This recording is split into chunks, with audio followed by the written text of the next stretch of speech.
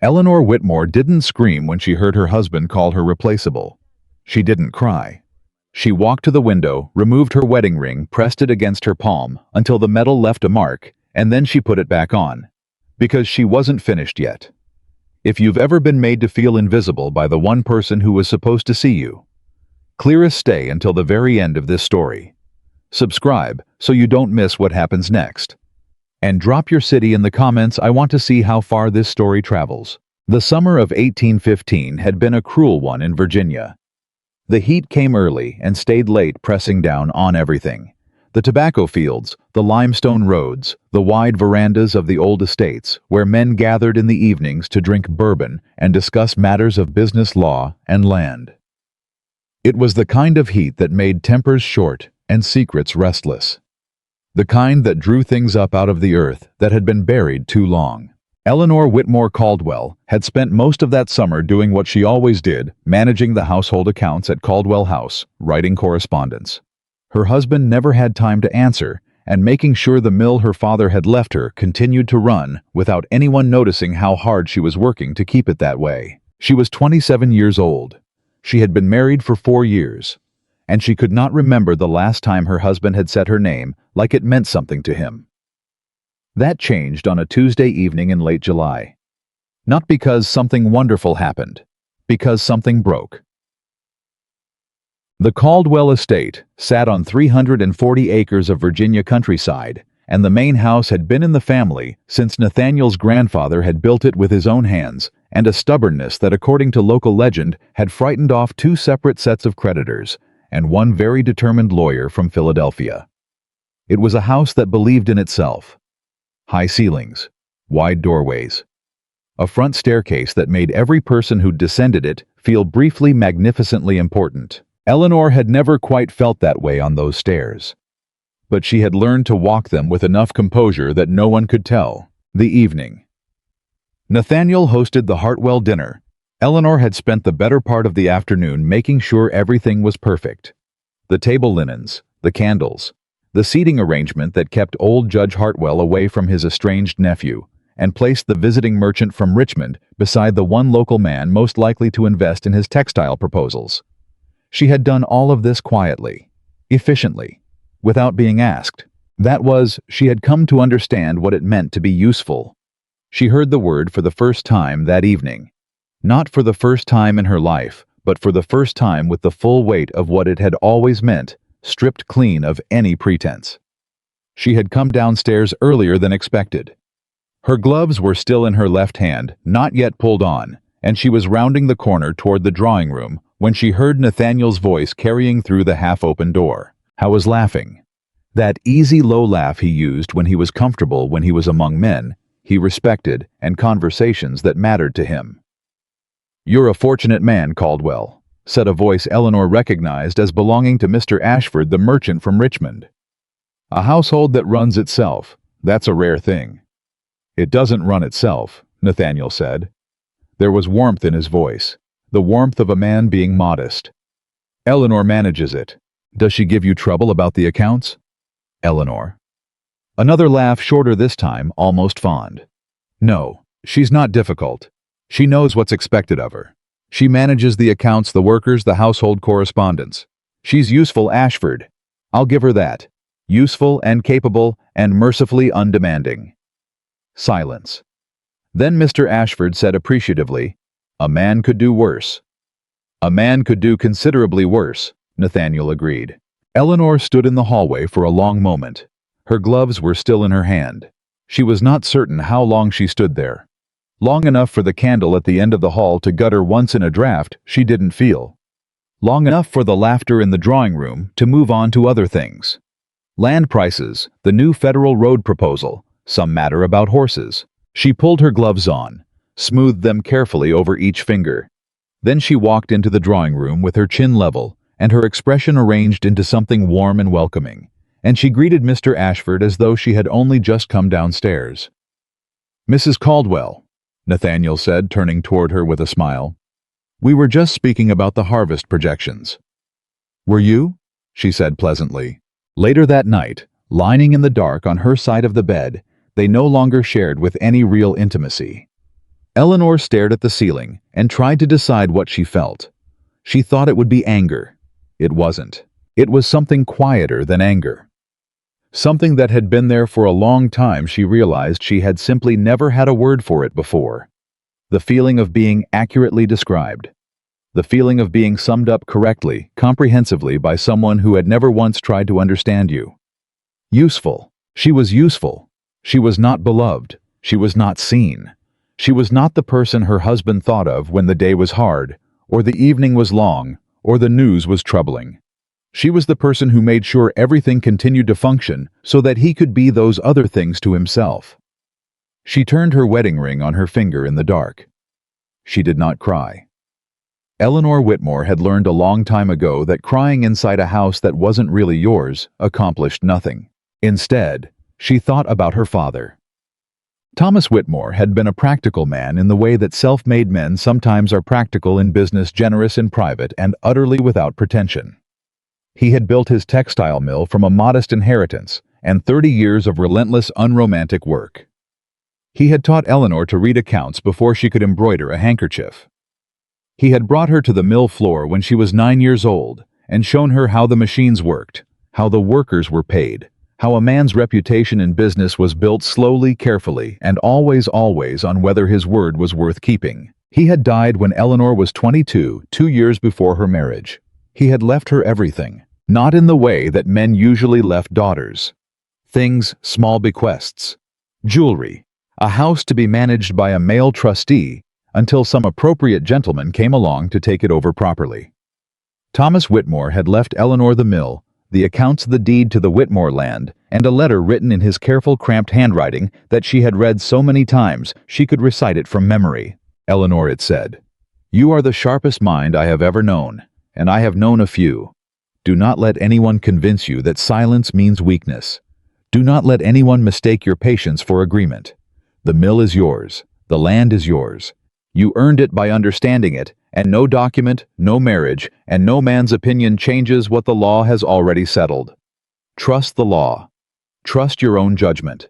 And trust that you will know when the time has come to act." She had married Nathaniel Caldwell 14 months later. She had believed at the time that he was different from the men her father had warned her about. He was serious without being cold. He was intelligent.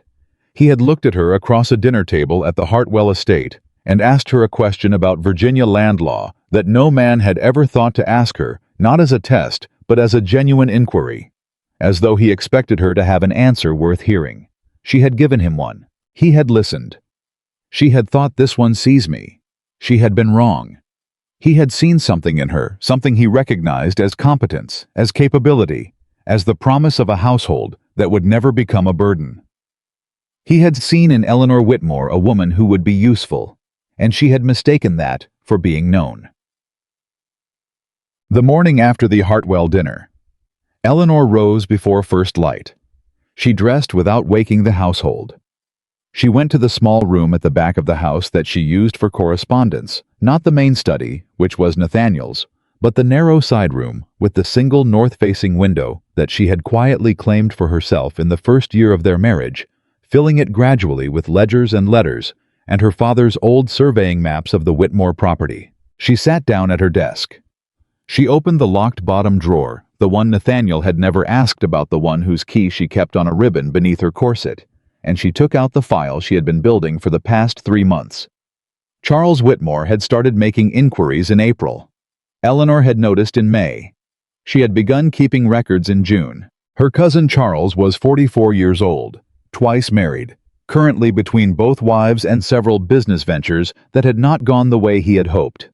He was charming in the way that men are charming when they need something attentive, reasonable, full of small courtesies that meant nothing because they cost him nothing.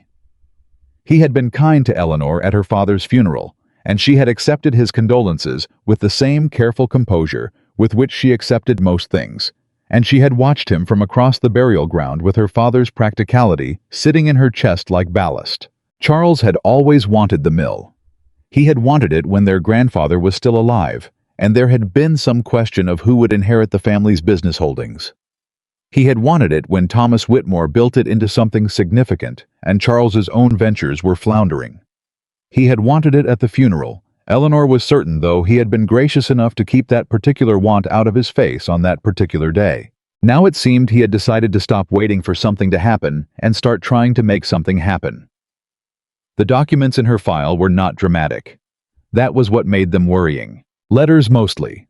Copies of inquiries made to the county land office regarding the original Whitmore deed. A note from the mill's solicitor, a man named Graves, who had been her father's attorney, and whom Eleanor had retained out of loyalty, and was now beginning to question, indicating that Mr. Charles Whitmore had come to his office, asking questions about the terms of Thomas Whitmore's will. A record in Eleanor's own hand of 2 conversations she had overheard between Charles and a man she did not recognize during Charles's visit to the Caldwell estate in May. A visit ostensibly social, a visit that had lasted 3 days, and during which Charles had spent an unusual amount of time in the library with the estate maps on the table. She had not said anything to Nathaniel. Not because she was afraid of what he would say, because she already knew what he would say. He would say, "Let me handle it, Eleanor." And then he would handle it in his own way, which would mean speaking to Charles man to man, which would mean Charles would be warned, which would mean whatever evidence existed would quietly cease to exist, and Eleanor would be left exactly where she had started. Except now Charles would know she had been watching. She was not going to let that happen. She closed the file, locked the drawer, sat for a moment with her hands flat on the desk. Then she pulled out a fresh sheet of paper and wrote a letter to a man named Mr. Oliver Parrish, a land lawyer in Richmond whom she had never met, but whose name she had found in her father's correspondence, noted with the annotation, "Trustworthy and sharp. Knows when not to speak." She wrote, "Dear Mr. Parrish, I am writing on behalf of my late father's estate. I have reason to believe that certain legal instruments relating to the Whitmore property are being examined with the intent to contest their validity. I would be grateful for a private consultation at your earliest convenience. Please direct your response to the Whitmore Mill office marked for my attention alone." She signed it Eleanor Whitmore, not Eleanor Caldwell. It was the first time she had done that in 4 years. She noticed it only after she had sealed the envelope. She did not unseal it. 2 weeks later, Eleanor was at the mill when she found the second thing. The Whitmore Mill was not large by the standards of the industrial operations beginning to take shape in the northern states, but it was solid and well run, and Eleanor knew every part of it. She knew the names of every worker. She knew which of the machines had a tendency to jam on damp mornings. She knew which accounts were paid promptly, and which clients needed a second letter before they remembered their obligations. She had been coming here since she was a child, and when her father died, she had not stopped. Nathaniel had never objected. He seemed to consider it one of Eleanor's more harmless habits, like her correspondence and her French novels and her early mornings. A woman needed her occupations.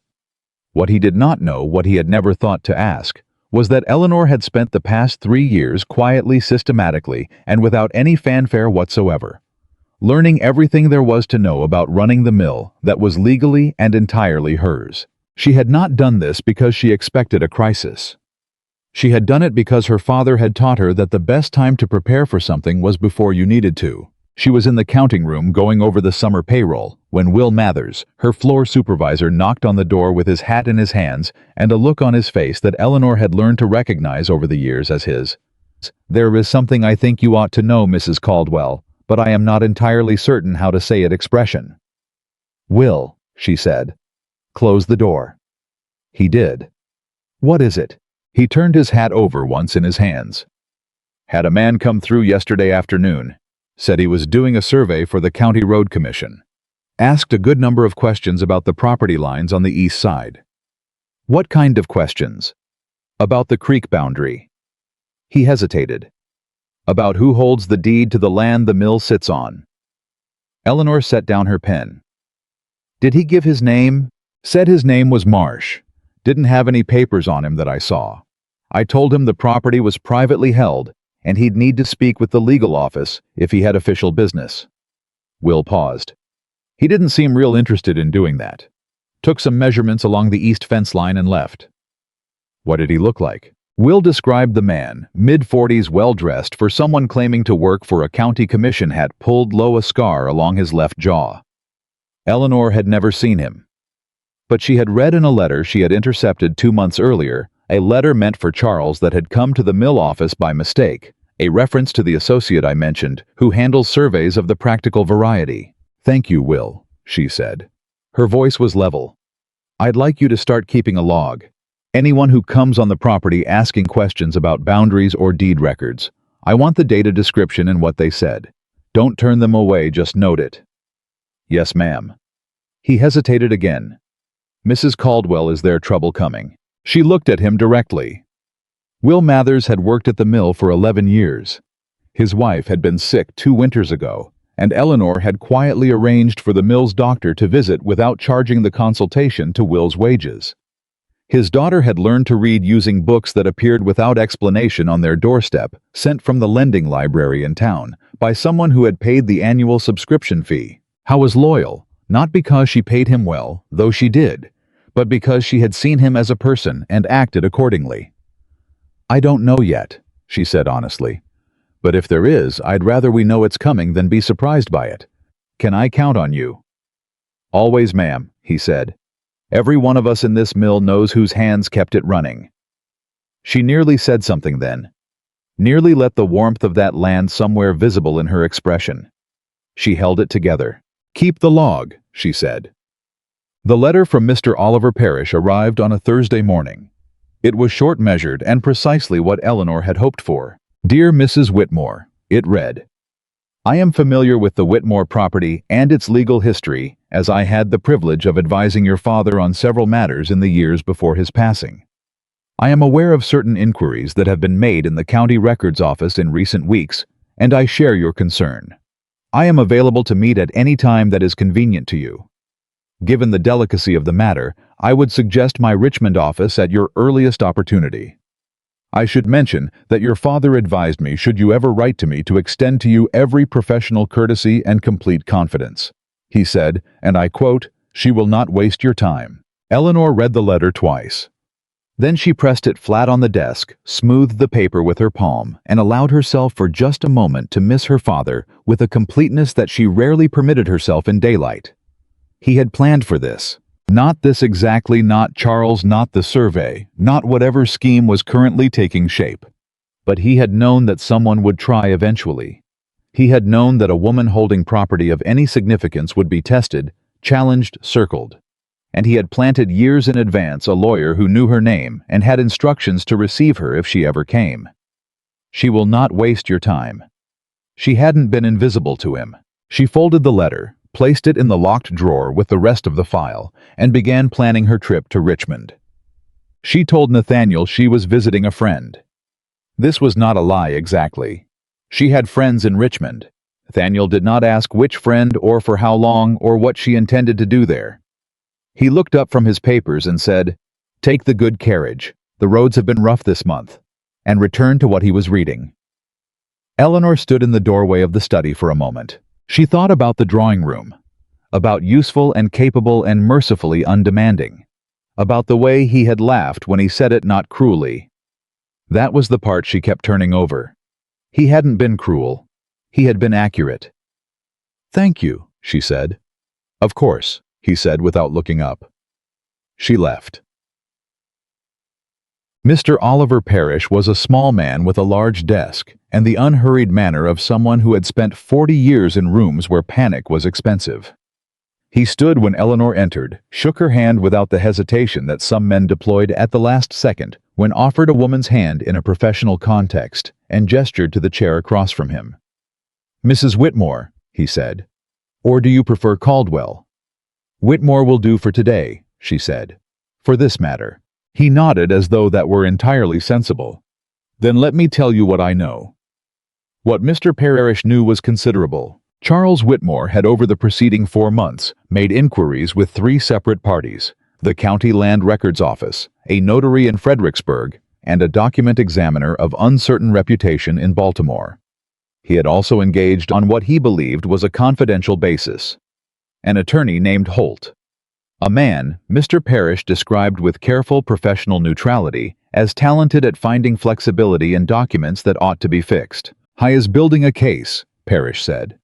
"I don't yet know what case precisely, but the pattern of the inquiries suggests he intends to contest the validity of your father's will or the provenance of the original Whitmore deed, possibly both.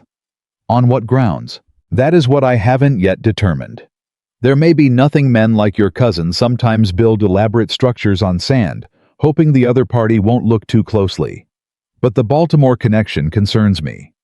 The document examiner he contacted specializes in a particular type of work. Forgery, Eleanor said. Parrish looked at her steadily. Identification of forgeries, he said. Or the creation of documentation that would survive preliminary scrutiny. My father's will is legitimate. The deed is legitimate. I have the originals. I know. I drew up the will myself. He folded his hands on the desk. Which means that if your cousin intends to introduce a challenge, he will need to produce something that contradicts what we have. Not something that will hold up forever, just something that will hold up long enough to create doubt, delay, and the kind of legal expense that forces a settlement. Eleanor was quiet for a moment. She had spent the carriage ride preparing herself for exactly this conversation, but hearing it laid out plainly still required a moment of adjustment. Not because it frightened her, because it made her angry in a way she needed to keep very controlled. What do you need from me? She asked. Everything, Parrish said. Every record, every letter, every survey your father kept. I want to build a picture of that property's ownership history that is so complete and so thoroughly documented that there is no gap for a forged document to fit into. I can have it here by the end of next week. Good. He paused. Mrs. Whitmore, there is one other matter. She waited. Your husband. He chose his next words with care. He is not aware of this situation. No. The Whitmore mill and the land it sits on are legally yours. They were specified as separate property in the marriage contract your father insisted upon before the wedding. Nathaniel Caldwell has no legal claim to them and no legal authority over the decision to pursue this matter. You don't need his involvement. I know, but if this proceeds to any formal legal proceeding, he will eventually become aware of it, possibly through Charles, who may attempt to use the marriage as leverage of another kind. I want to make sure you have considered that. Eleanor thought about the drawing room, about the laugh, about the word useful sitting in the air like something that had always been there just waiting to be said. I've considered it, she said. And I'll handle it when the time comes. She met his eyes. My father's note said you were trustworthy and sharp, and that you know when not to speak. I'm trusting that extends to this entire conversation. It does, Parrish said simply. Completely. She stood and he stood. One more thing, she said. Yes, my father said in a letter he left with the property documents that silence is not weakness. She picked up her gloves from the chair beside her. I have been silent for 4 years, Mr. Parrish. I am not interested in being silent anymore. He extended his hand. She shook it. Then let's get to work, Mrs. Whitmore. She was back at the Caldwell estate by supper time. Nathaniel was in the dining room when she came in, reading something at the table, with the easy, undisturbed air of a man whose household had arranged itself correctly around him. He looked up when she entered. Good visit. Productive, she said, and sat down. He returned to his reading. The soup came.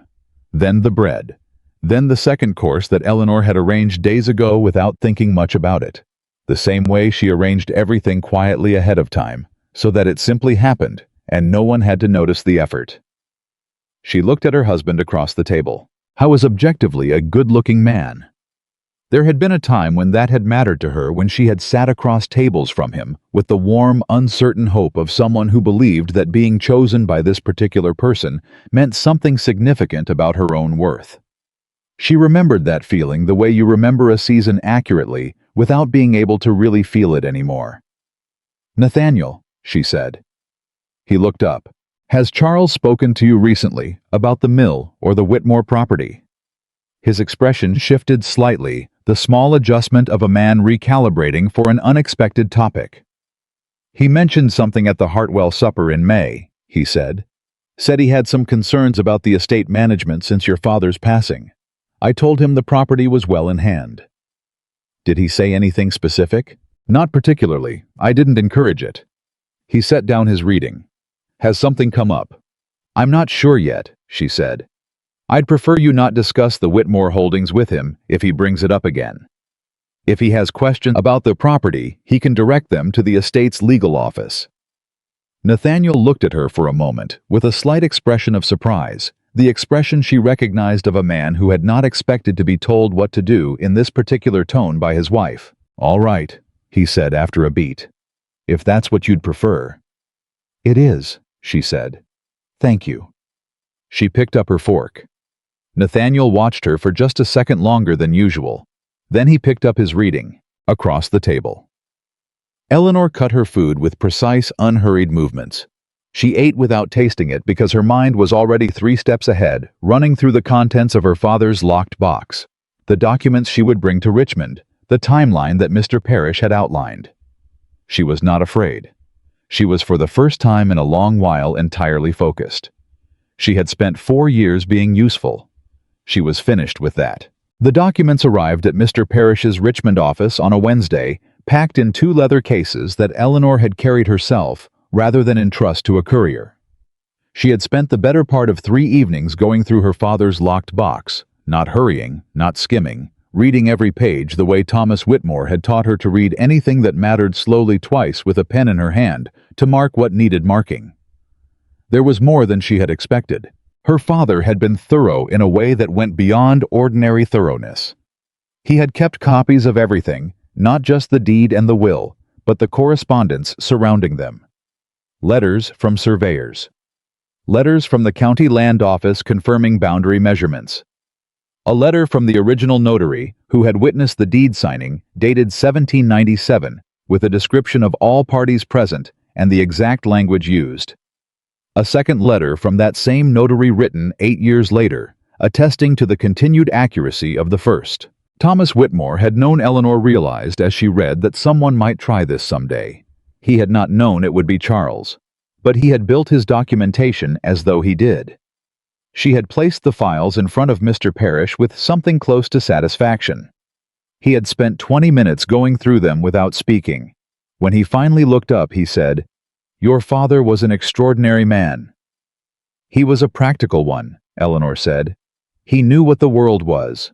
"Yes," Parrish said quietly, "he did." They worked for 2 hours that afternoon, and by the time Eleanor's carriage was called, they had begun to build what Parrish called a chain of title, an unbroken document-by-document record of the Whitmore property from its original purchase to the present day.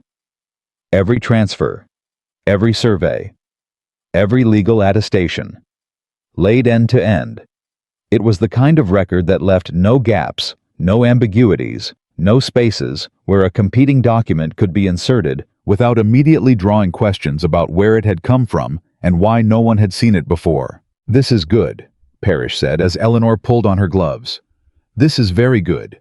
But I want to caution you, good documentation doesn't always stop a determined man with money and a willing attorney. It makes things harder for him. It doesn't make them impossible." "What does make them impossible?"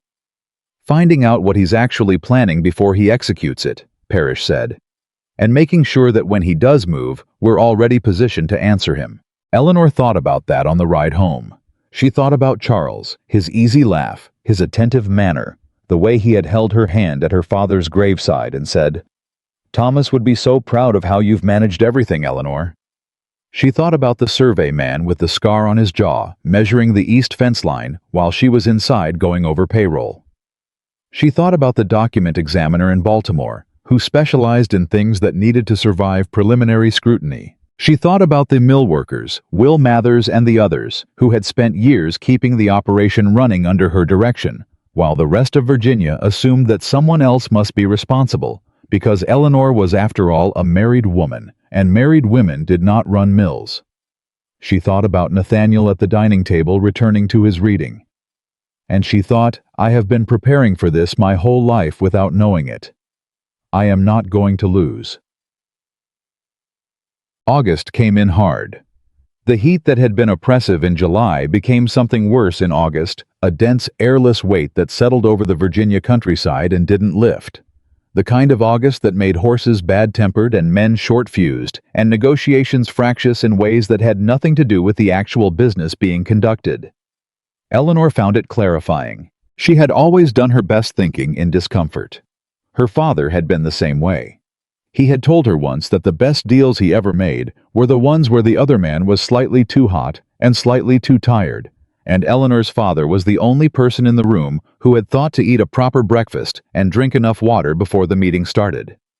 Preparation, he had said, is just patience with a plan behind it. She was at the mill on the third Tuesday of August when Charles arrived. She had not been expecting him. She had not been warned. He simply appeared in the doorway of the counting room at 10:30 in the morning, hat in his hand, smiling the smile he reserved for people he wanted something from. Broad, warm, designed to communicate goodwill so effectively that you almost forgot to wonder what he was actually doing there. "Eleanor," he said, "I hope I'm not interrupting." She looked up from the accounts she was reviewing and looked at him for exactly one beat longer than would have been comfortable for a person with something to hide.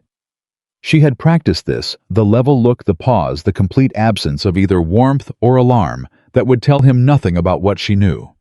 "Charles," she said, "this is unexpected. I was in the area on business." He stepped into the room without being invited, glanced around with the casual curiosity of a man assessing real estate. "I thought I'd stop in, see how you were managing." "The mill is doing well," she said. "Thank you for asking. It always seems to be when you're involved." He sat down in the chair across from her desk, the chair she had not offered. "You have your father's head for this sort of thing. He'd be pleased." She let that sit for a moment. "What kind of business brings you to this part of Virginia in August, Charles?" she asked. "I wouldn't think the roads are pleasant." "They're not," he agreed cheerfully. "But some things don't wait for pleasant weather." He tilted his head slightly. "I've been meaning to speak with you, actually. There are some matters relating to your father's estate that I think merit a family conversation." "What sort of matters?" "Concerns," he said with a vagueness that Eleanor recognized as intentional. "About the management of the property long term. Whether the current arrangements are truly in the best interest of the Whitmore name." She set down her pen. She folded her hands on the desk and looked at him directly. "The current arrangements," she said, "are the arrangements specified in my father's will, witnessed and filed with the county. The property is held in my name. The mill operates under my direction. Is there something specific you believe is being mismanaged?" The smile didn't waver, but something behind it did. A small recalculation. He had not expected her to be this direct, she could see it. He had come in expecting what? Uncertainty. Deference. The instinct to smooth things over that women in her position were trained from childhood to perform. "I only want to make sure you have support," he said. "Managing an estate of this complexity on your own, without your father's guidance." "I have counsel," she said. "Competent legal counsel. I'm not managing anything alone." "Of course." A pause. "Nathaniel, you mean?" "No," she said. "My own counsel. Separate from my husband's affairs." This time the recalculation was visible. Not dramatic. Charles was too practiced for drama, but there. A small tightening around the eyes. The smile retuned itself by half a note. "Well," he said, "that's sensible of you." "I thought so." He stayed for another 20 minutes. He talked about family, about the summer, about a business venture in Philadelphia that he described in careful, vague terms that told Eleanor he didn't actually want her to understand it. He watched the mill floor through the counting room window. He asked questions, casual conversational questions about the east property line, about the water rights along the creek, about whether Eleanor had had any trouble with the county road commission lately. She answered each one pleasantly and told him nothing. When he left, she sat quietly for a moment. Then she called Will Mathers in. "The man who came on the property 2 weeks ago," she said. "The one asking about the east boundary. Did he come through the front gate or the Southfield Road?" Will thought about it. "Southfield Road," he said. "Which is odd, because that road's not on any county survey map as a public access route." "No," Eleanor said. "It's not. It runs along the edge of the Whitmore land and comes out near the old Carey farm." She paused. Who owns the old Carey farm now? Well, do you know? He did not. But he found out by the end of the day. The Carey farm had been purchased 6 months earlier by a land management company based in Philadelphia. The company's registered agent was a man named Silas Marsh, the same name the survey man had given. Eleanor wrote to Mr. Parrish that evening. She sent the letter by private courier, not the post. The next morning she sent a second letter, this one to a woman named Margaret Alcott, who was her closest friend in Richmond, and who also happened to be married to a man who knew everyone in Virginia commerce worth knowing. Margaret was the kind of woman who learned things without seeming to try, who attended dinners and assemblies and subscription concerts with the comfortable sociability of someone who genuinely enjoyed company, while simultaneously cataloging every significant thing she heard with perfect recall. Eleanor had not confided in her. Not yet. But she wrote now. Margaret, I need to know everything you can find out about a Philadelphia company called Marsh and Landis Property. Who funds it? Who uses it? And who in Virginia has been in contact with its representatives in the past 6 months? I trust your discretion completely. Margaret's response arrived in 3 days. It was worth the wait. Nathaniel noticed something had changed. He couldn't have said what precisely. Eleanor was the same at the dinner table, composed, attentive when spoken to, managing the household with the same frictionless efficiency she always had. She was gone more than usual, it was true. More trips to the mill, more mornings when she rose before him and was already gone from the house before breakfast. But Eleanor had always been industrious. He had always considered that one of her better qualities. It was something subtler than her schedule. It was the way she looked at him sometimes across the table directly with a kind of cool assessment, as though she were measuring something. It was the way she had told him not to discuss the Whitmore property with Charles.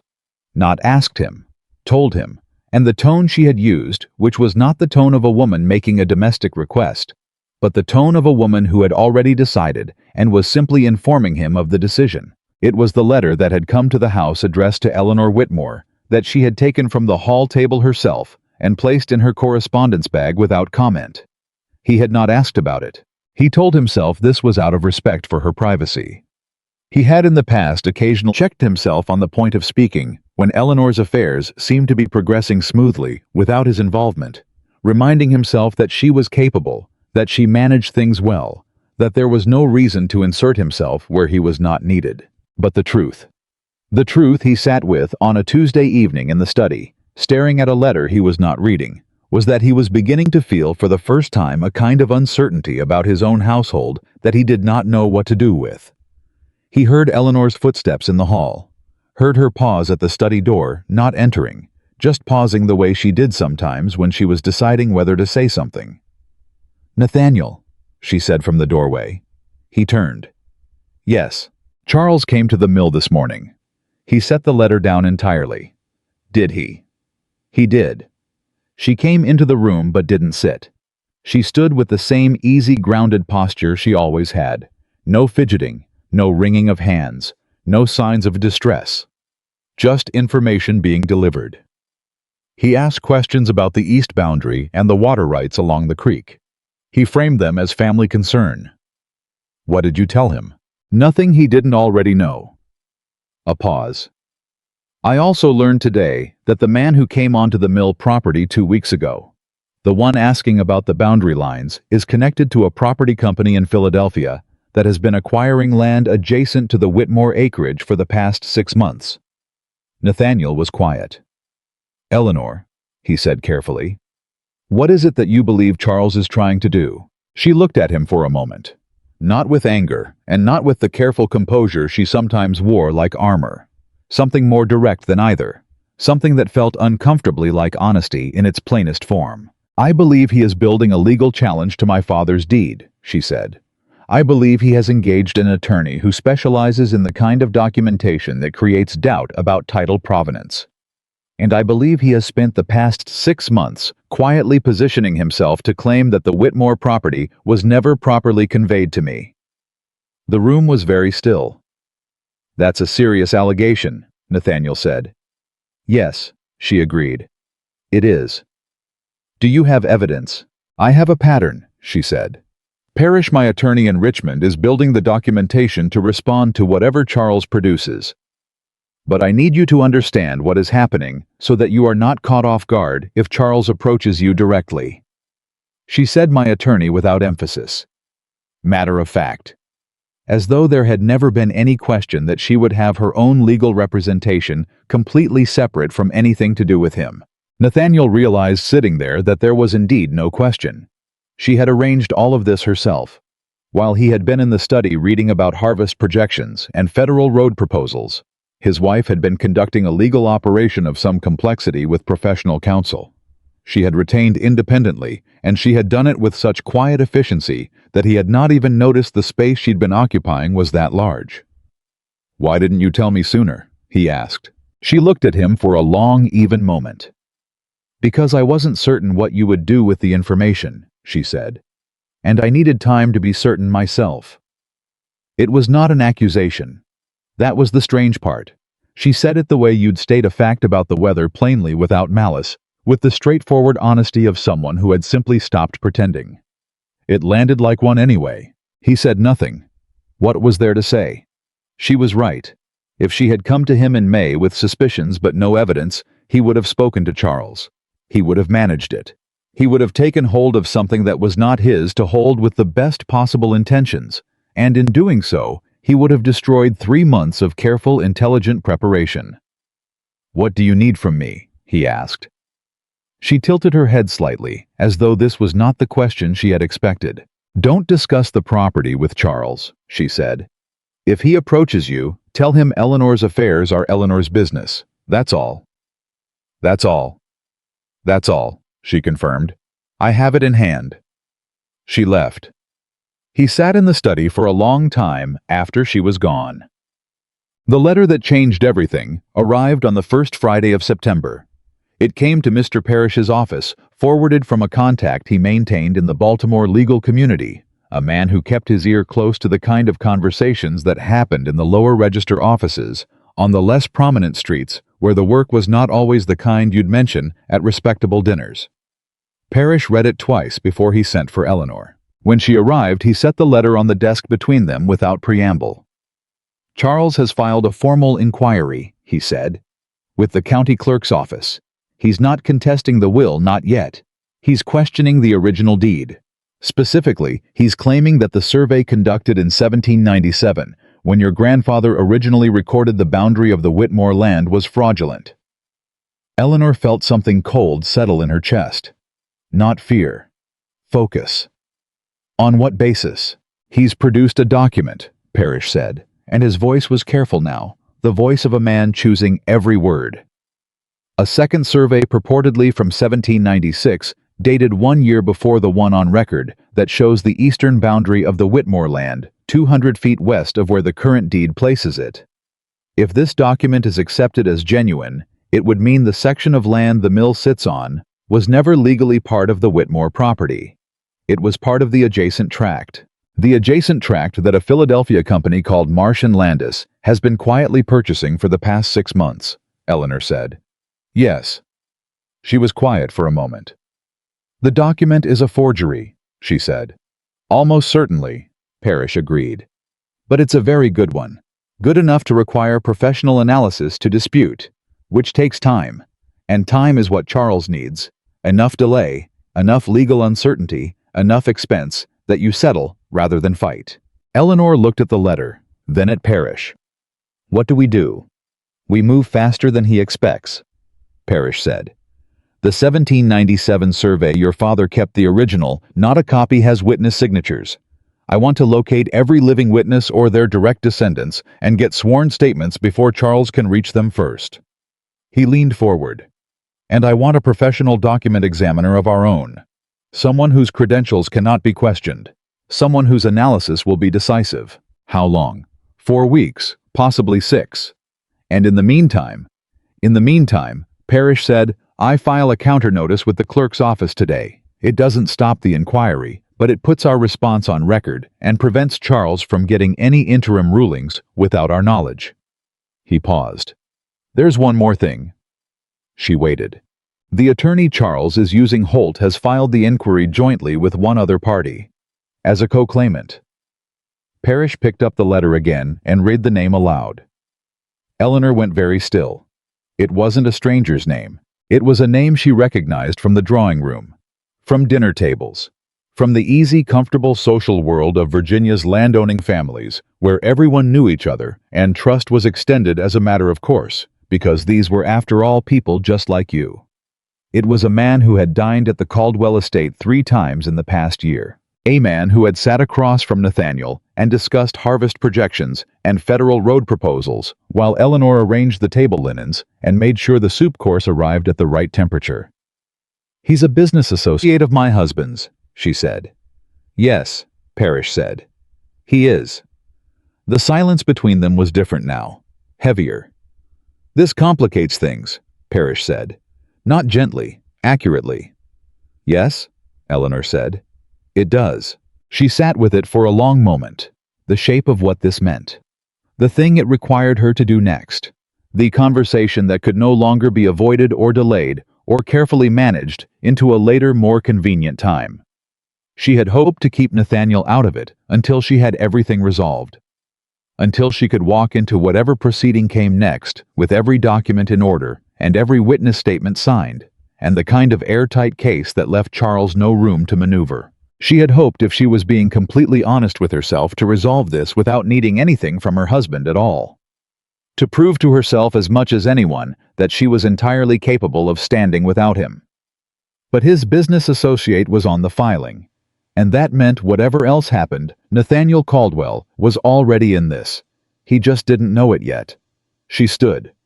"I need to go home," she said. Parrish nodded. "Eleanor."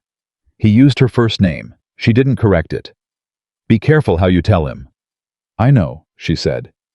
"Not because he might not believe you," Parrish said.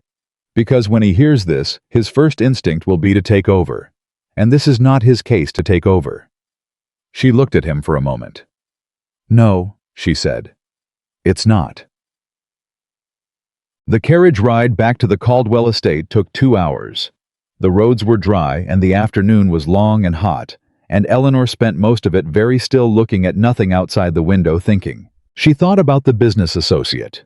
She thought about the dinner table and the drawing room and the 3 separate evenings when that man had sat in Nathaniel's house eating Nathaniel's food, and he had known, presumably had known, or suspected, or been informed, that the woman organizing the dinner and ensuring the household ran smoothly was also the woman whose property he was helping to strip away. She thought about whether Nathaniel knew, not about the forgery, no. She did not believe he knew about the forgery. She did not believe, even in her most uncharitable moments, that Nathaniel was the kind of man who would knowingly participate in fraud against his own wife. That was not the kind of wrong he was capable of. His wrongs were simpler than that, more ordinary, more invisible. But had the business associate said something to him, mentioned the inquiry, given him some piece of information that Nathaniel had heard and dismissed as not worth bringing to her attention, or, and this was the harder question, had Nathaniel given the business associate something not maliciously, not even consciously, just the ordinary information that flowed freely between men who trusted each other, who talked business over bourbon at the end of dinner while the women were elsewhere. Eleanor manages the Whitmore mill. It's hers from her father's estate. Fine operation, she handles it very capably. Useful information for a man who wanted to know how firmly established the ownership was. Eleanor looked at her hands in her lap. She was going to have to tell Nathaniel. And she was going to have to tell him in such a way that he understood 2 things simultaneously, that this was serious and that it was hers to handle. She had spent 4 years being careful with his ego. 4 years of the small, practiced adjustments that women in her position learned to make, phrasing things as suggestions.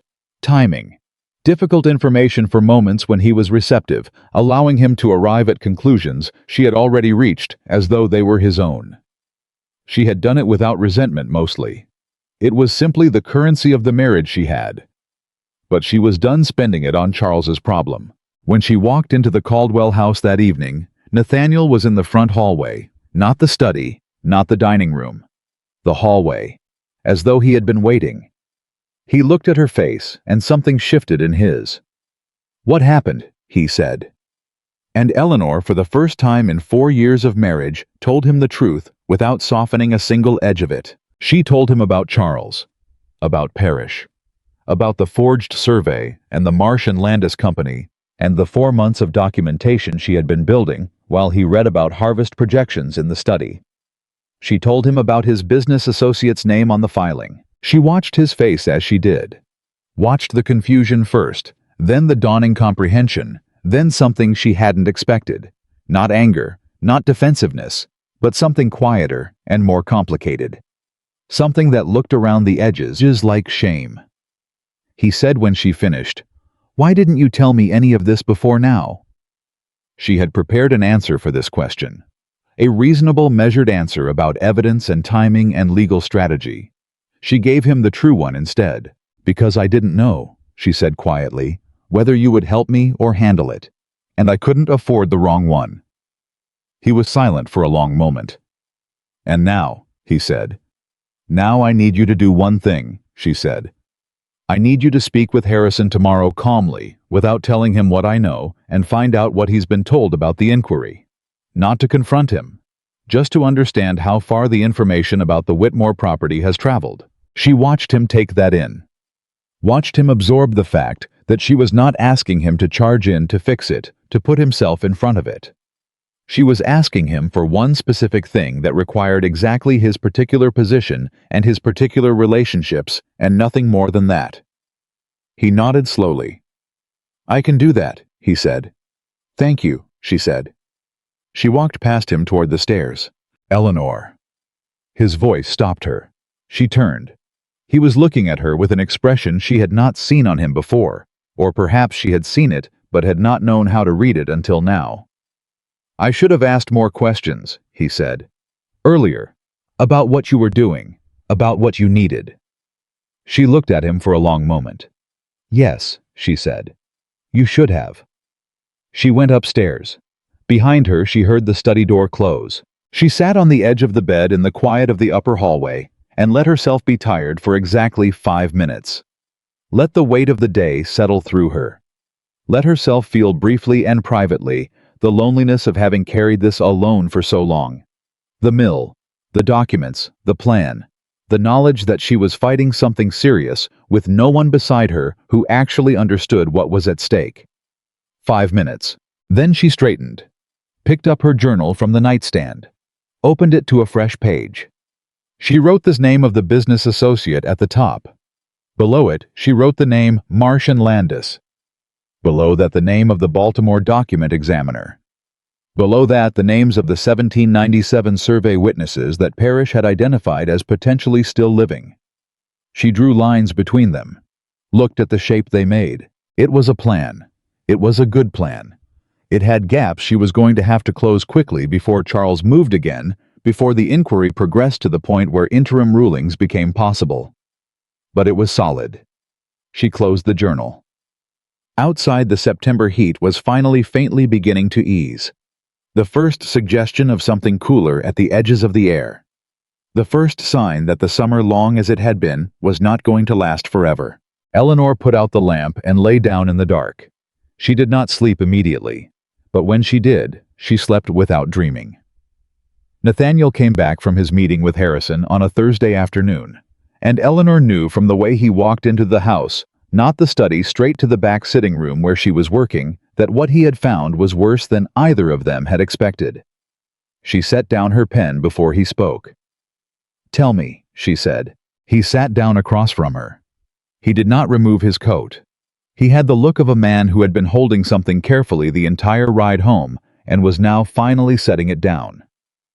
"Harrison knew," he said. "Not everything, but enough." Eleanor waited. "He told me Charles approached him in March, before the inquiry was filed, before any of the land company business was formalized." Nathaniel's voice was level, but there was something tight behind it. The controlled anger of a man who had been used and was still in the process of understanding how completely. Charles told him the Whitmore deed had irregularities, that the eastern boundary had been surveyed incorrectly in 1797, and that there was documentation to support a correction. He made it sound like a simple administrative matter, a clerical error being put right, and Harrison believed him. Harrison saw an opportunity, Nathaniel said, and there was no softness in how he said it. He's been trying to expand his Eastern holdings for 2 years. Charles offered him a stake in the Marsh and Landis Company for a nominal investment and told him the land would be legally available by winter. Eleanor absorbed this. Did Harrison know the documentation Charles was using was forged? He says no. A pause. I believe him. Not because he's above it, because he wouldn't have risked telling me as much as he did today if he knew the full extent of it. He thinks it's a legitimate boundary dispute. He told you all this willingly. I told him that I was aware a legal inquiry had been filed involving Whitmore property, Nathaniel said, and that I was prepared to look into his involvement personally if he chose not to be forthcoming. His jaw tightened slightly. He was forthcoming. Eleanor looked at her husband for a moment. He had done exactly what she asked. One conversation targeted no more than what the situation required, and he had done it well. There was a competence to it that she recognized and a restraint that she had not been certain he was capable of. She had asked him not to confront. He had not confronted. He had extracted information with precision and come directly back to her. It was the first time in 4 years she had given him a specific task in a matter that belonged to her, and he had executed it without reshaping it into something of his own. Thank you, she said. What does it mean for Parrish's case? It means Charles has a co-claimant who doesn't know he's holding fraudulent paper, she said. Which means if we can demonstrate the forgery decisively, Harrison walks away. He has too much reputation to risk being on the wrong side of a fraud case. Without Harrison, Charles loses his financial backing and his legal standing as a multi-party claim. She picked up her pen again. I need to write to Parrish tonight. Nathaniel was quiet for a moment. Then, Eleanor. She looked up. The man he's using, he said. Holt. I know him. Not well, but we've been in the same rooms. He's not careless. If he filed this, he believes it can hold. It can't hold, she said. My father built a documentation record that, I know what your father built, he said, and there was something in how he said it that stopped her. Not dismissive, certain. I've seen it. I've been in this house for 4 years, and I know that man left nothing to chance. A pause. What I'm saying is that Holt knows that too. So if he filed anyway, he has something he believes will stand against it. Something beyond the survey. The room was quiet. Eleanor turned that over slowly. She had been so focused on the forged survey, identifying it, countering it, building the clean chain of title that left no room for it, that she had been treating it as the whole of Charles's strategy. But Nathaniel was right. Holt was not careless, and Charles was not stupid. The survey was the opening move. I need to go to Richmond, she said. Tomorrow. Mr. Parrish heard her out in the careful, unrushed way he had, and then he sat back in his chair and looked at the ceiling for a long moment, which Eleanor had come to recognize as his version of alarm. He may have a second document, she said. Yes, Parrish said. He brought his gaze back down. I've been thinking the same thing since Tuesday. What would it be? One of two things. He leaned forward. Either a second will, an earlier will purportedly that leaves the property differently than the one your father filed. Or a debt instrument. A record of a significant debt your father supposedly owed to another party secured against the Whitmore land that was never settled. My father had no unresolved debts. I know that. You know that. The question is whether Charles can produce a document that says otherwise and make it look old enough. Parrish drummed his fingers once on the desk. The debt instrument is the more dangerous option. It doesn't require him to contest the will directly.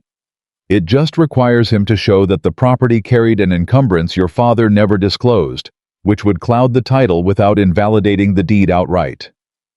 A debt to whom? That's what we need to find out.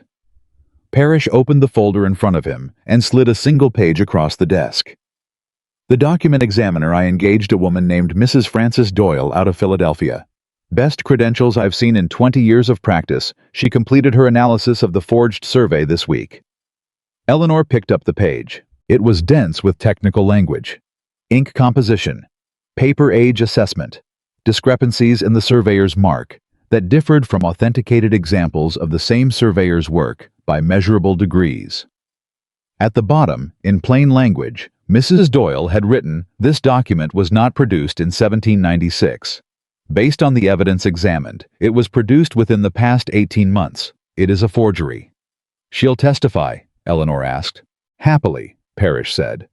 "Mrs. Doyle has a particular dislike for this type of work. She's testified in 3 previous forgery cases, and her record is perfect." Eleanor set the page down. Something in her chest loosened, not fully, not yet, but enough. The survey was handled. The survey was done. "Find the debt instrument," she said. "If it exists, I want to know before Charles files it." "I have someone looking," Parrish said. "Eleanor." He paused. "If Charles has a second document, and it's as well constructed as the first, this is going to become a formal legal proceeding. Not an administrative inquiry, an actual hearing." "Then we prepare for a hearing." "A hearing means a public record. It means newspapers.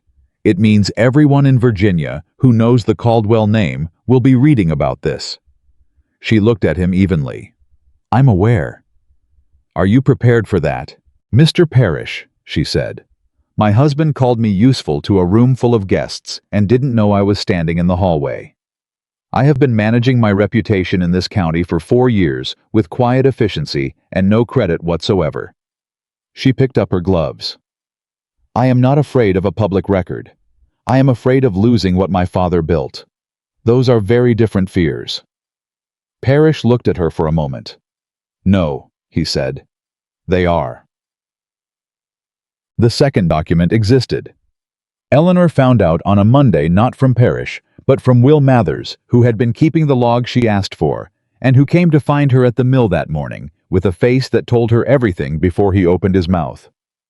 "Had a visitor Friday evening," he said. "After closing. I wasn't here, my wife was dropping off my supper. She saw a man she didn't recognize trying the counting room door." Eleanor went still. "Did he get in?" "No. The lock held and he left when she came around the corner." Will paused. "But Mrs. Mathers, she's got a good eye." "Eleanor," she said, "he wasn't trying to rob the place. He was looking, moving slow, checking the file shelf through the window." Someone had been looking for her father's original documents, not to steal them, to see what was there, to know what she had before whatever came next. "The originals are in Richmond," she said, more to herself than to Will. "I figured," he said. "Figured you'd want to know anyway." She did, because it meant the timeline had shifted. Charles was no longer in the preparation phase. He was in the execution phase. Whatever he was going to file, he was close to filing it. She sent a courier to Parrish before noon. His response reached her by Thursday, and it confirmed what she had already begun to suspect. A debt instrument had surfaced filed quietly with a notary in Fredericksburg, dated 1803, purportedly signed by Thomas Whitmore, acknowledging a debt of considerable size to a man named Aldous Crane, secured against the eastern parcel of Whitmore land. The debt had allegedly never been settled. Aldous Crane had died in 1809, and his estate, now administered by a nephew in Baltimore, had assigned the claim to a third party. The third party was Martian Landis. Parrish's note was terse. "This is the second document. It is also a forgery, but considerably more sophisticated than the survey. Thomas Whitmore's signature is very well replicated. We need the 1803 ledgers. Every entry. If he was managing a debt of this size, there will be no record of payment because there was no debt. But the absence of payment records in the ledgers is proof of absence only if the ledgers themselves are complete and authenticated. Do you have them?" Eleanor was already halfway to the locked room before she finished reading. She had them. Her father's ledgers, from 1800 through 1812, were in the locked bottom drawer of her correspondence desk. Not the originals. Those were with Parrish in Richmond, but her own meticulous copies made 2 years ago when she had first taken over full management of the mill and had sat down to understand exactly what her father had built and how. She had copied every entry in his hand, cross-referenced them with the bank records, annotated the larger transactions with the correspondence that explained them. She had done it because her father had taught her that the best time to understand a financial record was before you needed to, not after. She pulled the 1803 ledger copy and found the month the debt instrument claimed the transaction had occurred. She went through every entry. There was no Aldous Crane, no debt of any size to any party matching the description, no entry that could be misread or mischaracterized as the kind of transaction the forged document described. More than that, the 1803 ledger showed a period of significant financial activity for the Whitmore family. An expansion of the mill's east wing, a purchase of additional equipment, 3 large payments to contractors whose names and amounts were listed with her father's characteristic precision. A man managing a significant unacknowledged debt at this moment in his finances would have left traces. Gaps, delays in other payments, some sign of strain. There was none. The ledger was the cleanest thing she had read in months. She wrote to Parrish immediately. I have the 1803 records. They are complete and they are clear. There is no gap, no strain, no Aldous Crane. Bring Mrs. Doyle. We are ready. She told Nathaniel that evening, not because she needed to, because he was going to find out regardless, and she had decided somewhere in the past 2 weeks, sometime between the Richmond office and the Thursday letter, and the moment she had stood at her correspondence desk with her father's ledger in her hands, and felt for the first time something close to gratitude for every practical, unglamorous thing Thomas Whitmore had ever taught her. She had decided that keeping Nathaniel at a deliberate distance was no longer useful, not because she needed his help, because she was tired of managing him the same way she managed everything else in this house, quietly, efficiently, with no one noticing the effort. She found him in the study after supper. He looked up when she came in. He had been waiting, she realized. He had learned to read her schedule well enough in the past month to know that when she came to the study in the evening, there was something she had decided to say. "There's a second document," she said, and sat down. She told him about the debt instrument, about Aldous Crane, about the Fredericksburg notary and the Baltimore nephew and the chain of assignment that ended at Marsh and Landis. She told him about the ledger and what it proved. She told him about Mrs. Doyle and the survey and the hearing that Parrish believed was now inevitable. She told him all of it in order without softening. He listened without interrupting. She had noticed this about him in the past month, that when she spoke about this matter, he listened with a quality of attention he didn't bring to other conversations. Not because he was performing attentiveness, because he was genuinely trying to understand something he had not understood before. When she finished, he said, "He came after your father's name." Yes, not just the property. He built something designed to make it look like Thomas Whitmore was a dishonest man. Yes, she said. That's what the debt instrument is. It's not just a claim on land. It's a claim that my father hid a significant financial obligation from everyone who trusted him. It's designed to make people wonder. She paused. Charles knows I can fight a boundary dispute. He knows I have the documents. So he built something that lives in the space where documents don't fully reach and people's willingness to believe that maybe, just maybe, a man they respected wasn't quite what he seemed. Nathaniel was quiet for a moment. He underestimated you, he said. It was simply said. Not a compliment in the way men sometimes offered compliments with a tone of surprise underneath as though they were reporting something unexpected. Just a statement of fact. She looked at him. He underestimated the ledgers, she said. My father kept them. Your father taught you to keep them, Nathaniel said. That's not the same thing. She held his gaze for a moment. Then she looked away. There will be a hearing, she said. Parrish is preparing to request a formal proceeding before the county court.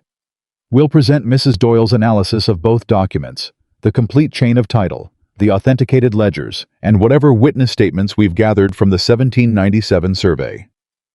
She straightened the papers in her lap.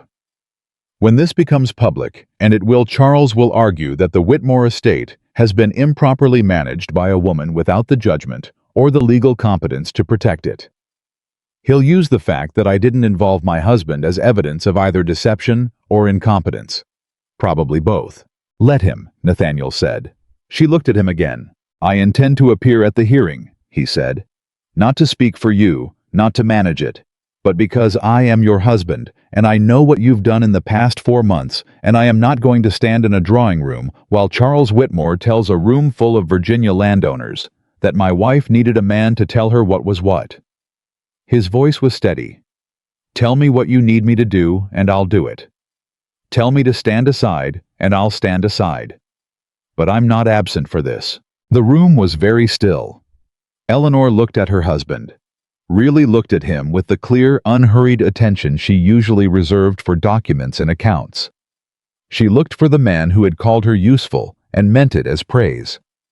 She looked for the polished social ease, the comfortable authority, the assumption that had lived so naturally in him for 4 years that she didn't think he'd ever examined it. She found them. They were still there. But she found something else too. Something that had not been there before, or perhaps had been there all along very far under the surface, waiting for a reason to come up. Stand at the back of the room, she said finally. Don't speak unless you're spoken to. If Charles or Holt tries to address you directly, refer them to me. All right, he said. And tell Harrison to withdraw from the Marsh and Landis interest before the hearing. Quietly. No explanation. Just withdraw. Nathaniel's eyes sharpened slightly. You want him out before the forgery is made public. I want him out so he can be a witness instead of a co-defendant, she said. Harrison didn't know the documents were forged. He can say that. Under oath in a courtroom from a man of his standing in this county, that testimony does a great deal of damage to Charles's credibility. Nathaniel looked at her for a long moment. That's a very precise use of a very specific piece of information, he said. Yes, she said. He said nothing for a moment. Then quietly, you've been thinking 3 steps ahead this entire time. Someone had to, she said. Not bitterly, plainly. He absorbed that. I'll speak to Harrison tomorrow. The week before the hearing, Charles came to the Caldwell estate. Not to the mill, to the house. Eleanor was in the sitting room when Nathaniel's manservant came to tell her that Mr. Charles Whitmore was in the front hallway asking to speak with her privately. She noted the word privately, meaning without Nathaniel present, which meant Charles had likely seen Nathaniel's horse in the stable and calculated that he could get Eleanor alone if he asked the right way. She stood, smoothed her dress, walked to the front hallway with the same composed stride she used everywhere, measured, deliberate, betraying nothing. Charles was standing near the door with his hat in his hands and an expression she had never seen on him before. Not the broad warmth of the man who wanted something. Not the casual confidence of someone executing a plan. Something more uncertain than either. He had heard something, she realized. Not everything, but something. Enough to rattle him. Eleanor, he said. I was hoping we could speak before things go any further. Before the hearing, you mean, she said. He blinked. Just slightly. I've heard there may be a formal proceeding. There will be, she said. The date is set. Parrish filed the request last week. I think there's been a misunderstanding, Charles said, about the nature of the inquiry. I was never trying to. Eleanor, we're family. I was trying to protect the Whitmore name. The questions about the boundary have been out there for years, and I thought, Charles. She said his name once quietly, and he stopped. I have the 1797 survey authenticated by the witness signatures of 3 men, 2 of whom are still living and have provided sworn statements. I have my father's complete ledger records from 1800 through 1812, authenticated and cross-referenced with the county bank records. I have an expert analysis by a professional document examiner with an impeccable court record demonstrating that both the 1796 survey you filed and the 1803 debt instrument attributed to Aldous Crane were produced within the last 18 months. She held his gaze. I also have a witness who can testify to the circumstances under which the Marsh and Landis Company was established and what representations were made about the provenance of the documents being used to support its claims. Charles had gone very still. I'm giving you this information now, she said, because you are my father's nephew, and he thought enough of you to leave you something in his will, and he would not want his name associated with a public fraud proceeding if there was any way to avoid it. She tilted her head slightly. There isn't. But how the proceeding goes, and what it finds, and what becomes part of the permanent public record, That depends entirely on what you do in the next 48 hours. He stared at her. She had seen men look at her with condescension, with patience, with the mild, comfortable dismissal of someone who has already decided that what you are saying doesn't require full attention. She had never seen a man look at her the way Charles was looking at her now, with the specific, undisguised expression of someone who has just realized completely and irreversibly that they have made a very serious mistake. "You knew," he said. Not an accusation. Something closer to bewilderment. "In May, when I came to the... You already knew."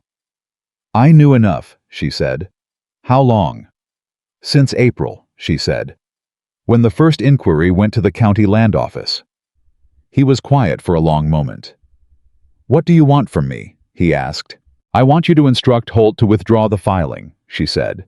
"I want the Marsh and Landis interest in the eastern parcel dissolved. I want a written statement witnessed acknowledging that the documents filed in support of the inquiry were not authenticated to your satisfaction, and that you are withdrawing the claim on that basis." She paused. "I am not asking you to confess to fraud in writing. I'm asking you to give the court a way to close this without a full public proceeding. If you do that, I will not pursue the matter further." He stared at her. "And if I don't?" "Then I'll see you in the courtroom," she said. "And everything I just told you will be part of the public record, along with Mrs. Doyle's testimony, along with the ledgers, along with the sworn witness statements, along with the testimony of the man who will explain in considerable detail how the Marsh and Landis Company was represented to its investors." She let that sit for exactly 3 seconds. 48 hours, Charles," she said. "I'll be at the mill." She turned and walked back toward the sitting room. Behind her, she heard him stand in the hallway for a long moment. Then she heard the front door open and close. She was back at her desk, pen in hand, by the time Nathaniel appeared in the sitting room doorway. He had been in the study. He had heard the front door. He looked at her face. "He came to offer a settlement," he said. "He came to find out how much I knew." She dipped the pen. "Now he knows. And I gave him 48 hours to withdraw the filing before the hearing proceeds." She began writing. "He'll take it." Nathaniel was quiet for a moment. "You're certain? He didn't build this to go to a courtroom," she said. "He built it to pressure a settlement. He thought he was dealing with a woman who would eventually get scared enough to sign something just to make it go away." She didn't look up from this page. "He's recalibrating." Another silence. "Eleanor," Nathaniel said. She looked up. "Did you always know it would come to this? When you started in April, when you wrote to Parrish, did you know it would come to a hearing, to this conversation, to all of it?" She thought about the question honestly. "I knew it was possible," she said. "I knew Charles wouldn't stop easily, because what he wanted was large enough to be worth the risk to him. So I built the case as if it would go all the way, even when I hoped it wouldn't." She set the pen down. "My father used to say, prepare for the worst outcome with everything you have, and then hope for a better one. Don't prepare for the better one, and hope it holds." Nathaniel looked at her for a long time. "He was a wise man," he said. "How was a practical one?" she said for the second time. "It looks like wisdom from the outside." She picked up the pen again. Nathaniel stayed in the doorway for a moment longer than he needed to. Then he went quietly back to the study. Eleanor kept writing. Outside, the September air had shifted again. Cooler now, unmistakably. The summer was breaking. Not all at once, not dramatically, just this gradual, honest loosening, the way things changed when they finally decided to. She had 48 hours. She was going to use every one of them. The withdrawal letter from Holt's office arrived at Parrish's Richmond office on a Wednesday morning, 36 hours after Charles Whitmore walked out of the Caldwell front hallway. Parrish sent word immediately.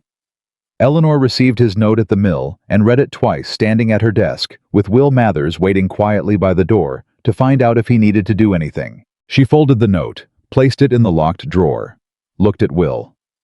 "Nothing to do today," she said. He exhaled one long, quiet breath that told her how much he had been carrying without being asked. "Good," he said. "That's good, Eleanor."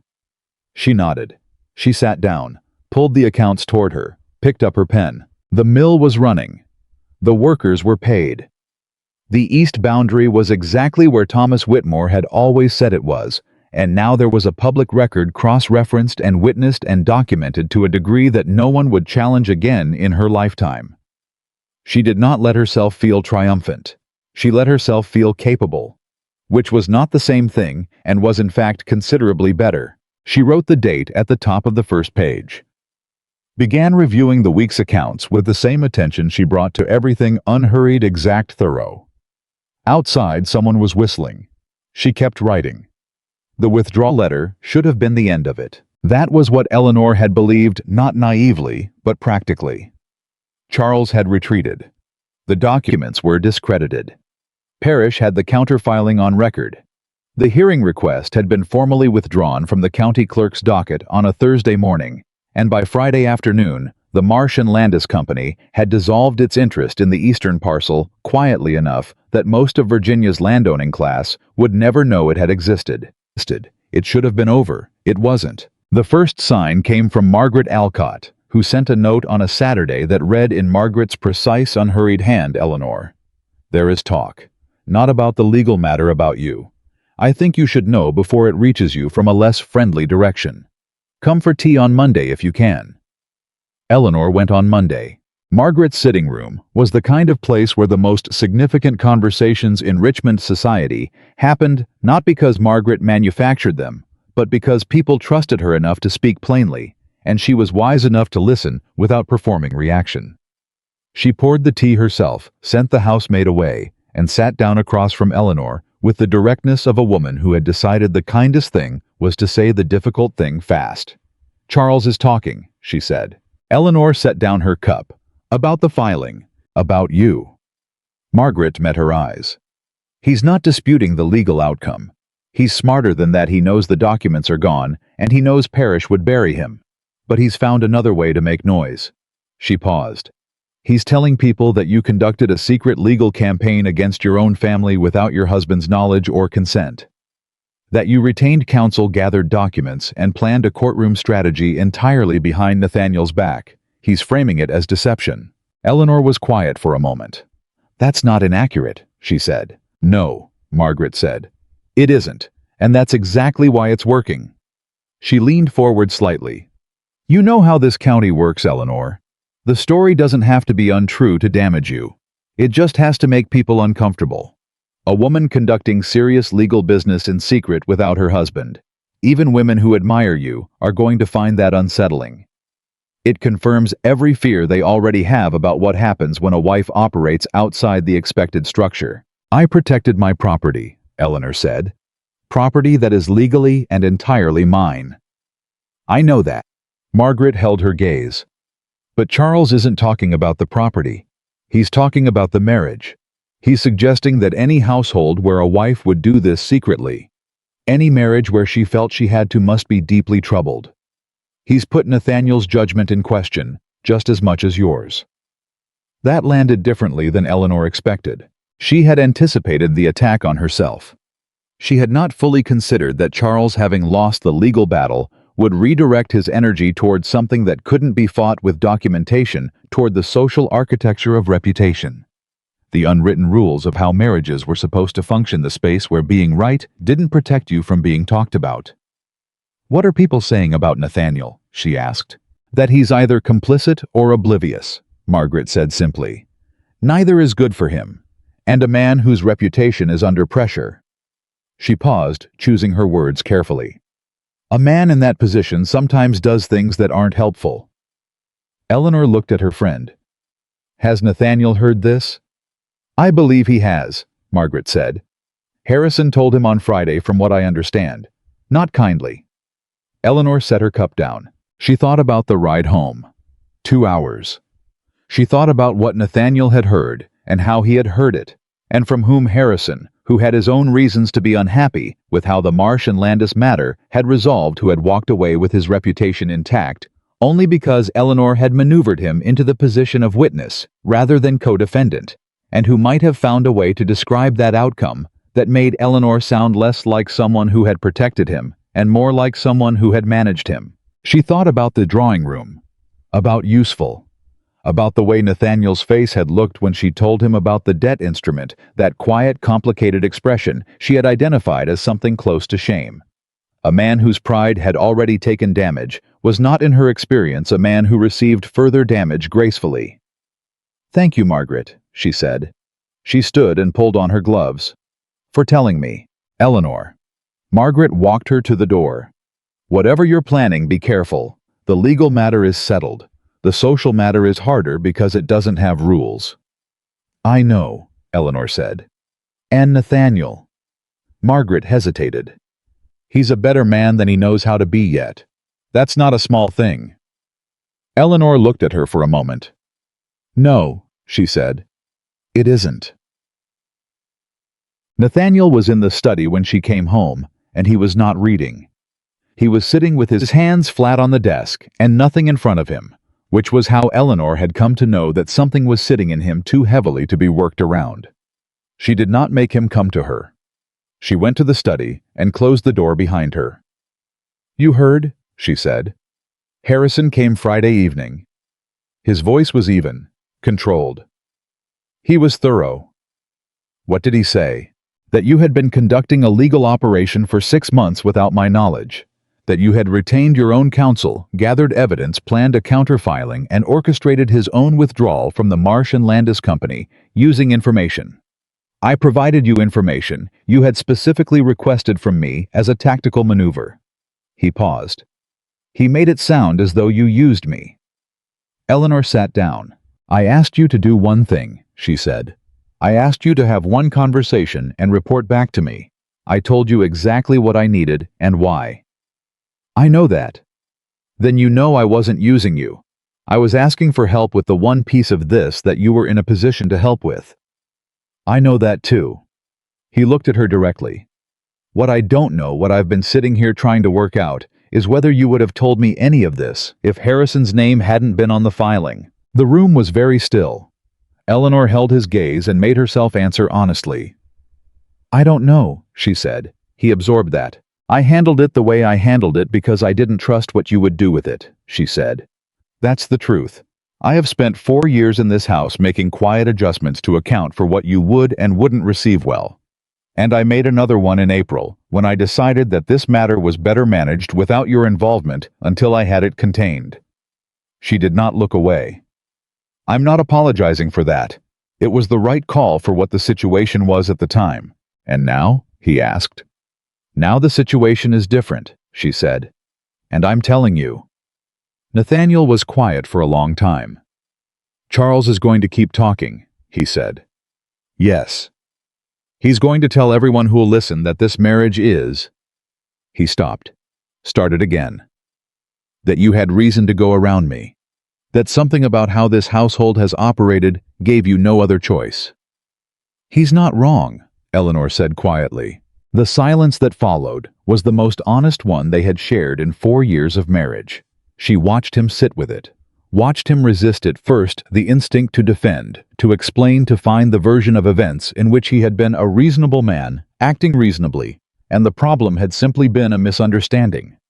She had seen that instinct operate in him before many times, and she had always quietly accommodated it because it cost her less to do so. She didn't accommodate it now. She waited. And Nathaniel slowly, visibly, with the effortful honesty of a man dismantling something he had built a long time ago, let the defense go. "The word I used," he said, "at the Hartwell dinner." She had not expected him to go there. She said nothing. "Useful," he said. "I've thought about it since I don't know when you heard it, but I know you heard it." "The hallway," she said. "I was coming downstairs." His jaw tightened once. "I've thought about what it meant that I said it. What it meant that it was the first word that came to me when someone asked about you." He looked at his hands. "I didn't say it to hurt you." "I know that," she said. "That's what made it accurate." He looked up. "You weren't trying to diminish me," she said. "You genuinely believed it was sufficient. You genuinely believed that being capable and efficient and undemanding was the full description of what I was to you. You weren't being cruel, Nathaniel. You were being honest." She held his gaze. "And I had spent 4 years making sure you never had to see anything more than that." He was quiet. "Why?" he said. "Because it was easier," she said. "Because the alternative was having a conversation about what I needed that I was not certain you were capable of receiving. Because I had learned very quickly in this marriage that the path of least resistance was to be exactly what you expected and not ask for anything you weren't already offering." She paused. "And because I was afraid that if I showed you everything, all of it, the mill and the accounts, and how much I was actually managing, and what I actually thought about and cared about, you would find it inconvenient." "Eleanor, I'm not asking you to feel guilty," she said. "I'm answering your question.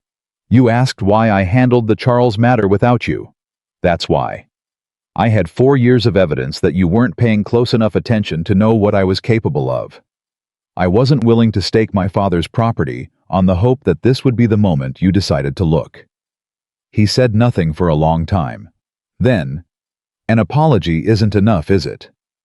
"No," she said. "It isn't." He nodded, as though he had expected that answer, as though somewhere in the long Friday evening after Harrison left, he had already arrived at it himself. "Then what is?" he asked. She looked at him carefully. "I don't know yet," she said. "I think that's something that gets answered over time, not in one conversation." The social fallout from Charles's campaign was slower and more corrosive than a legal proceeding would have been. It moved the way rumors move in a small interconnected society, not all at once, but in layers, each layer reaching a slightly wider circle, each retelling, adding a small distortion that shifted the emphasis just enough. By the third week of October, Eleanor could feel it when she entered a room. The particular quality of attention that told you people had been discussing you before you arrived. The slightly too warm greetings from women who wanted to be sympathetic without committing to a position. The cooler nods from men who had drawn their conclusions and found them unflattering. She did not hide. She went to every dinner she was invited to. She attended the assembly at the Hartwell estate and stood in the center of the room and spoke to people with the same composed, direct attention she had always brought to every conversation. She did not perform aggrievement. She did not perform humility. She simply showed up completely and was herself. Nathaniel came with her. This was the part that Charles had not anticipated. He had understood Nathaniel to be a man whose pride would make him retreat, who, faced with the public suggestion that his wife had operated without his authority, would withdraw from her in some visible way that confirmed the story. Distance, coldness, the kind of marital tension that becomes legible across a dinner table. Instead, Nathaniel stood beside her, not performing togetherness, not the overly attentive husband compensating for something, just present solidly in the way of a man who had made a decision and was committed to it. He answered questions about the mill with Eleanor's management acknowledged plainly.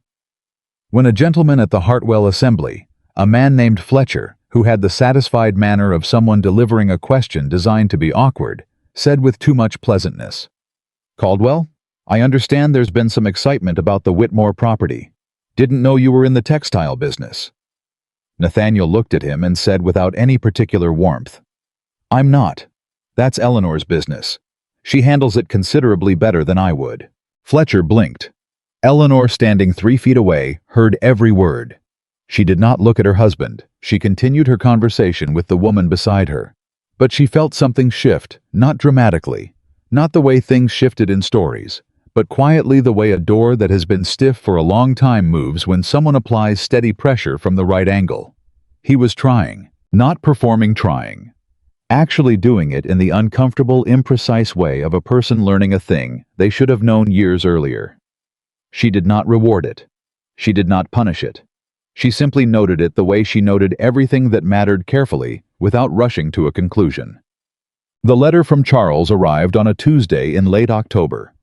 It was brief and it was cold, and it was Eleanor recognized immediately the last move of a man who had run out of better options. He wrote that he was prepared to pursue the matter further through alternative legal channels.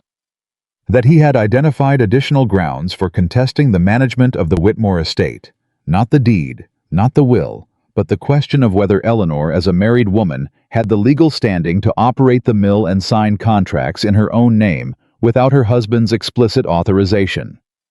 He wrote that he believed this question raised in the right venue would create sufficient uncertainty about the mill's existing contracts to force a suspension of operations pending resolution. Howe was right that the question existed. The law regarding married women's property was inconsistent enough in 1815 Virginia to leave genuine ambiguity in some circumstances. He was betting that the expense and disruption of a protracted challenge to Eleanor's operational authority would exhaust her even if it didn't succeed legally.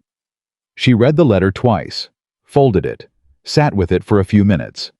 Then she picked up her pen and wrote 2 letters simultaneously. The first was to Parrish. Charles is moving to challenge operational standing. I need to know the strongest legal basis for establishing that the Whitmore Mill contracts are valid as executed. Specifically, I need the marriage contract clause. My father insisted upon the separate property language. I believe it covers this, but I want your opinion by end of week. The second was to Will Mathers, keep operations normal. Pay schedule unchanged. If anyone asks questions about the mill's legal standing, refer them directly to me. She sealed both letters and gave them to the courier. Then she did something she had not done once in the 6 months since April. She went and found Nathaniel, not to report to him, not to manage the situation. She went because she had made a decision in the carriage on the way back from Margaret's that she had not fully acted on yet, and the letter from Charles had clarified something for her about the nature of what she was actually fighting. She was not fighting a property dispute anymore. She was fighting the assumption. Charles's assumption. The assumption baked into the laws and the social structures and the comfortable patterns of Virginia life that a woman operating at full capacity, with full competence and full authority, was inherently illegitimate. That she needed to be contained, challenged, reduced to a size that made the men around her comfortable. She was not going to win that fight alone. Not because she wasn't capable of fighting it alone. She was. She had proven that. But because fighting it alone proved something she did not believe, that a woman's strength required the absence of partnership. That being capable meant being solitary. That asking for help was a form of weakness. Her father had not been a solitary man. He had been a man who chose his partners carefully and then trusted them completely. She found Nathaniel in the front hall, just coming in from the stables. Charles sent another letter, she said. She held it out. He took it, read it.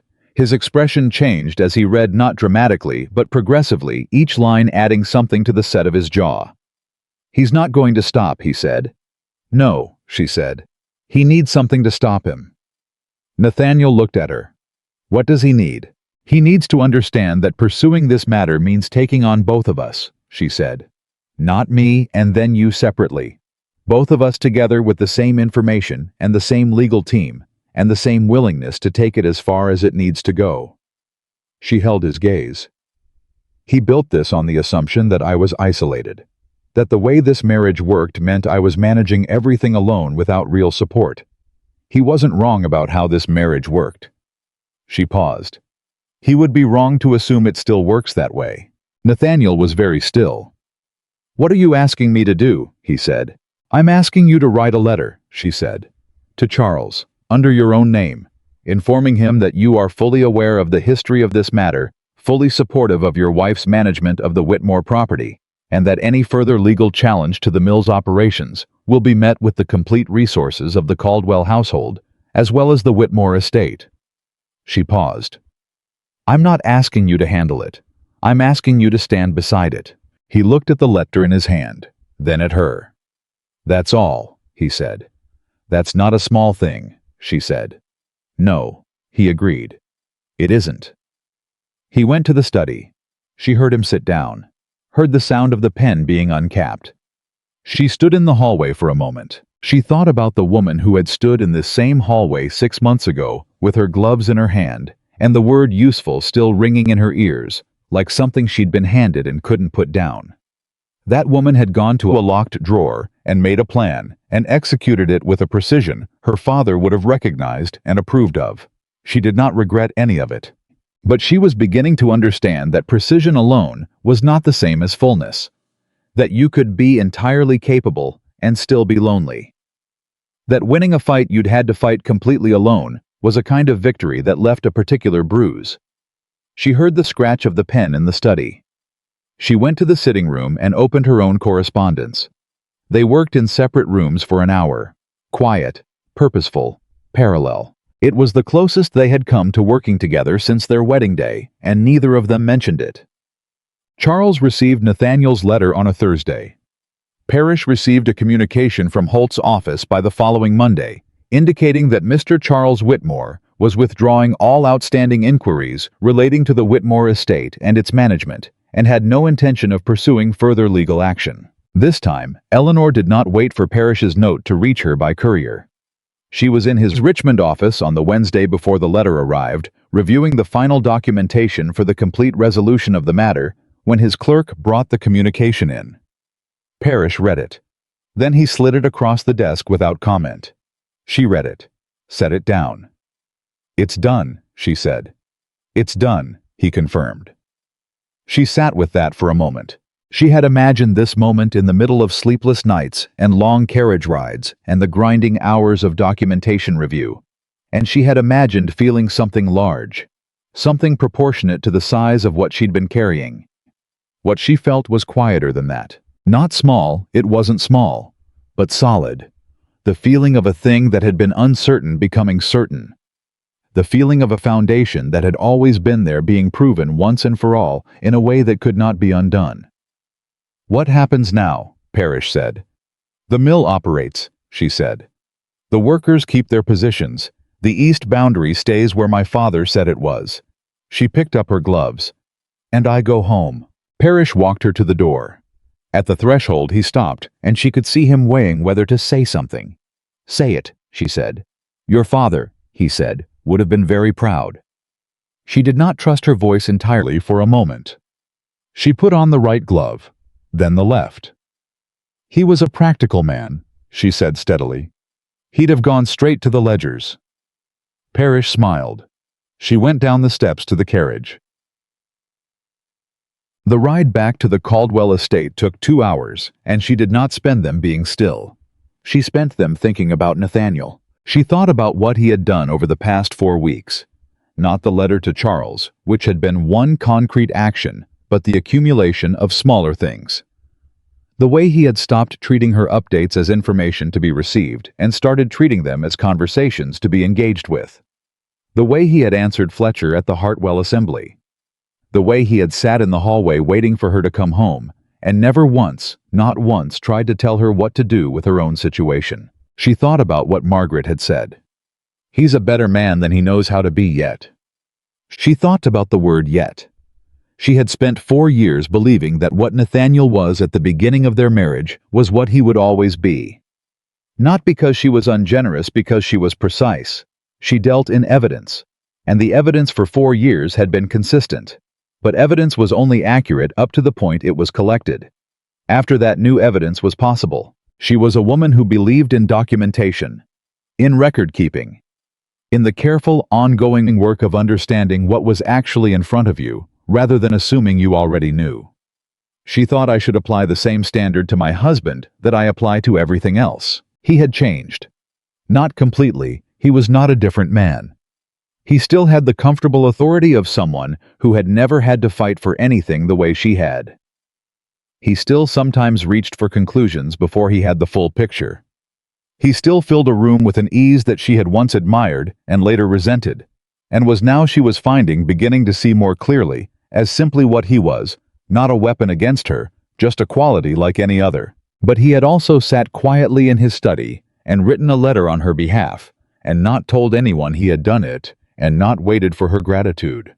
That was not nothing. That was, in fact, something she had not given him enough credit for. She looked out the carriage window at the Virginia countryside, rolling past the long fields, the old trees, the limestone roads that connected all of it, estate to mill, to courthouse to town. She thought, "I have been fighting this marriage the same way I fought Charles, defensively, efficiently, with perfect documentation and no room for error, and absolutely no allowance for the possibility that things might be different if I let them." She was not wrong to have fought. She would never be wrong for that. But the legal matter was closed. She was a woman who knew how to read a situation and adjust accordingly. She had done it for 6 months under conditions that would have buckled most people. She could do it now.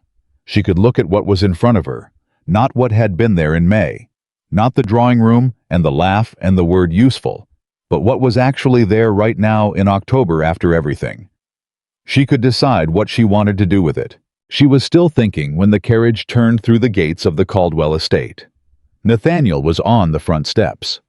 Not performing, waiting, just there, standing in the ordinary way of someone who had come outside for air and happened to see the carriage coming up the road. He watched it come without moving. Eleanor stepped down before the driver had fully stopped. She walked toward the steps. He came down one to meet her. "It's resolved," she said. "I know," he said. "Parrish sent word." They stood for a moment in the late afternoon air. "Thank you," she said, "for the letter." "It was one letter," he said. "It was the right letter," she said. "At the right time, written without being asked twice." She held his gaze. "Don't minimize it." He was quiet. "I'm not finished being angry," she said. "I want you to understand that. Not about the legal matter that's done, about the 4 years before it, about what it cost me to be useful to you and nothing more." She said it plainly without heat, as a fact. "That doesn't go away because you wrote a letter and stood beside me at a dinner party." "I know that," he said. "But," she said, and his attention sharpened very slightly at the word, "I am also not finished with this marriage. And I am not the kind of woman who confuses being hurt with being done." He was very still. "What does that mean?" he said carefully. "It means," she said, "that I'm willing to find out what this looks like when we're both actually paying attention." She adjusted her gloves. "It means I need you to ask me questions. Real ones. About the mill, about the accounts, about what I'm thinking, and what I'm working on, and what I need. Not because I require your permission. Because I am tired of living in a house where I manage everything alone and no one notices." She looked at him directly. "Can you do that?" "Yes," he said, without hesitation. "I don't mean once," she said, "or when there's a crisis." "I know what you mean," he said. She studied him for a moment. Then she walked up the steps past him and into the house. He followed. At the top of the steps before they reached the door, he said, "Eleanor." She turned. "I'm sorry," he said. "For the hallway. For useful. For 4 years of not asking." He held her gaze. "Not because it fixes anything. Because it's true, and I should have said it clearly before now." She looked at him for a long moment. She thought about the woman who had stood in the hallway with gloves in her hand and heard a word that summed her up completely and then walked into the drawing room smiling. That woman had been strong. She did not regret being her. But that woman had also been very, very alone. "I heard you," she said. She went inside. Behind her, after a moment, she heard him follow. The first frost came early that year, not the killing kind. Just the first thin suggestion of it, the kind that appeared on the grass before dawn and was gone by mid-morning, leaving behind a particular quality of light that Eleanor had always associated with the beginning of clear thinking. Her father had loved this time of year. He had called it the season when everything becomes honest, because the warmth that had been hiding things was finally gone. She thought about that on the first morning of November as she rode to the mill. Nathaniel had asked the night before if he could come. Not in the way he had once offered to oversee things, not with the comfortable assumption of a man inserting himself into something he had decided needed his presence. He had asked with the specific, slightly uncertain quality of someone who understood they were making a request rather than an announcement. She had said yes. He rode beside her now without speaking, which was the right thing to do. She had learned in the 3 weeks since October that Nathaniel's silences were different from what she had taken them to be. She had read them for 4 years as indifference. She was beginning to understand they were more often than not a form of attention, the particular quiet of a man who was listening for something he wasn't certain how to ask about directly. She was still adjusting to that revision, not quickly. She was not a quick adjuster when it came to things that mattered. She was thorough, and thoroughness took time. Will Mathers was already at the mill when they arrived, and he looked at the two of them riding in together with an expression that contained several things at once. surprise relief, and the careful neutrality of a man who had worked for Eleanor long enough to know she would not appreciate commentary on her personal arrangements. "Mrs. Caldwell," he said. "Mr. Caldwell." A beat. "Good morning to you both." "Morning, Will," Eleanor said, swinging down. "How are the east looms running?" "Better since we adjusted the tension last week," he said. "Hartley figured out the problem. Wants to show you his solution when you have a moment." "Tell him after the payroll review," she said, and walked inside. Behind her she heard Nathaniel say to Will, in a tone she had not heard him use before, quieter than his usual register, genuinely inquiring, rather than managerially pleasant. "Tell me about Hartley. How long has he been on the floor?" She kept walking. But she heard Will begin to answer, and she heard Nathaniel listen, and something in her chest settled by a small, precise degree. The payroll review took an hour. Eleanor worked through it the way she always did, methodically, without rushing, checking each entry against the week's production log and the standing wage agreements she had formalized 2 years ago. The formalization had been her father's idea, conveyed through a margin note in one of his old letters. When the agreements are in writing, no one has to remember what was promised. The paper does the work. Nathaniel sat across the counting room table and watched. He did not offer to help. He did not look over her shoulder. He sat with his hands folded and watched her work with the quality of attention he had been bringing to her recently that she was still not entirely accustomed to. Halfway through the third ledger he said, "How did you learn to read accounts this quickly?" She did not look up. "My father taught me, starting when I was 8. He taught you the same way he ran his business." "He didn't believe in different standards," she said, "for men and for women. He believed in whether you understood the work or you didn't, whether you could do it or you couldn't." She turned a page. "He would have been considered unusual. He didn't notice." "No," Nathaniel said quietly. "I reckon he didn't." She looked up at that. The word was small, reckoned the easy vernacular of a Virginia man, the kind of word that slipped out when formality wasn't being performed. He was not performing anything right now. He was just sitting in a counting room in a textile mill at 8 in the morning, watching his wife work and looking for the first time in 4 years of marriage, like a man who was exactly where he had chosen to be. She went back to the ledger. After a moment, he said, "What would you need to expand the East Wing?" She kept her eyes on the page. "Why?" "Because Will told me the demand from the Richmond merchants has outpaced the current capacity by about 30%, he said. "And because I've been reading what you wrote in the production notes last spring, I found them in your correspondence room. I should have asked before I read them. I'm sorry. And you had laid out a complete expansion proposal. Capital costs, timeline, projected return. It was thorough." She set the pen down. She looked at him. "You read my production notes," she said. "I did." He held her gaze. "You had solved the problem entirely. Capital allocation, supplier sourcing, projected disruption to current operations during construction. All of it." A pause. "You never brought it to me." "No," she said, "because you didn't think I'd engage with it seriously." She considered softening that. She had spent 4 years softening things. "Yes," she said. He nodded once, absorbing it without flinching. "What would you need?" She looked at him for a long moment. Then she turned to the back of the ledger and pulled out the proposal she had written in March and never shown anyone. She put it on the table between them. They were at the mill until midday. When they rode back, Eleanor felt something she identified cautiously as the early stages of a different kind of tiredness than the one she had been carrying since April. Not the tiredness of fighting. The tiredness of stopping fighting.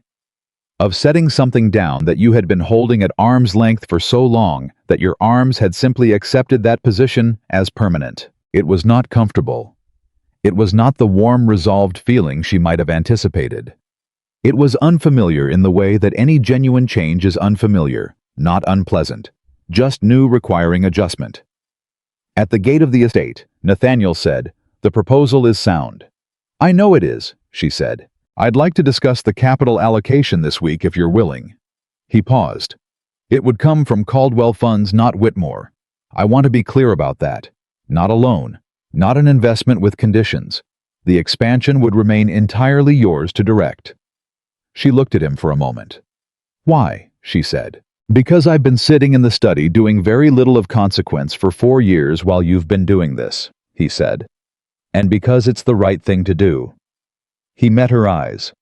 And because I want to. She turned the horse toward the stable. This week then, she said. He pulled his hat brim down once briefly in the particular way of a Virginia man, acknowledging a settled thing. She filed that gesture carefully. The letter came on a Thursday in the second week of November. It was from a man Eleanor had never met, a Mr. Gideon Farrow, who identified himself as an attorney in Fredericksburg, and who had represented until recently the interests of Aldous Crane's estate.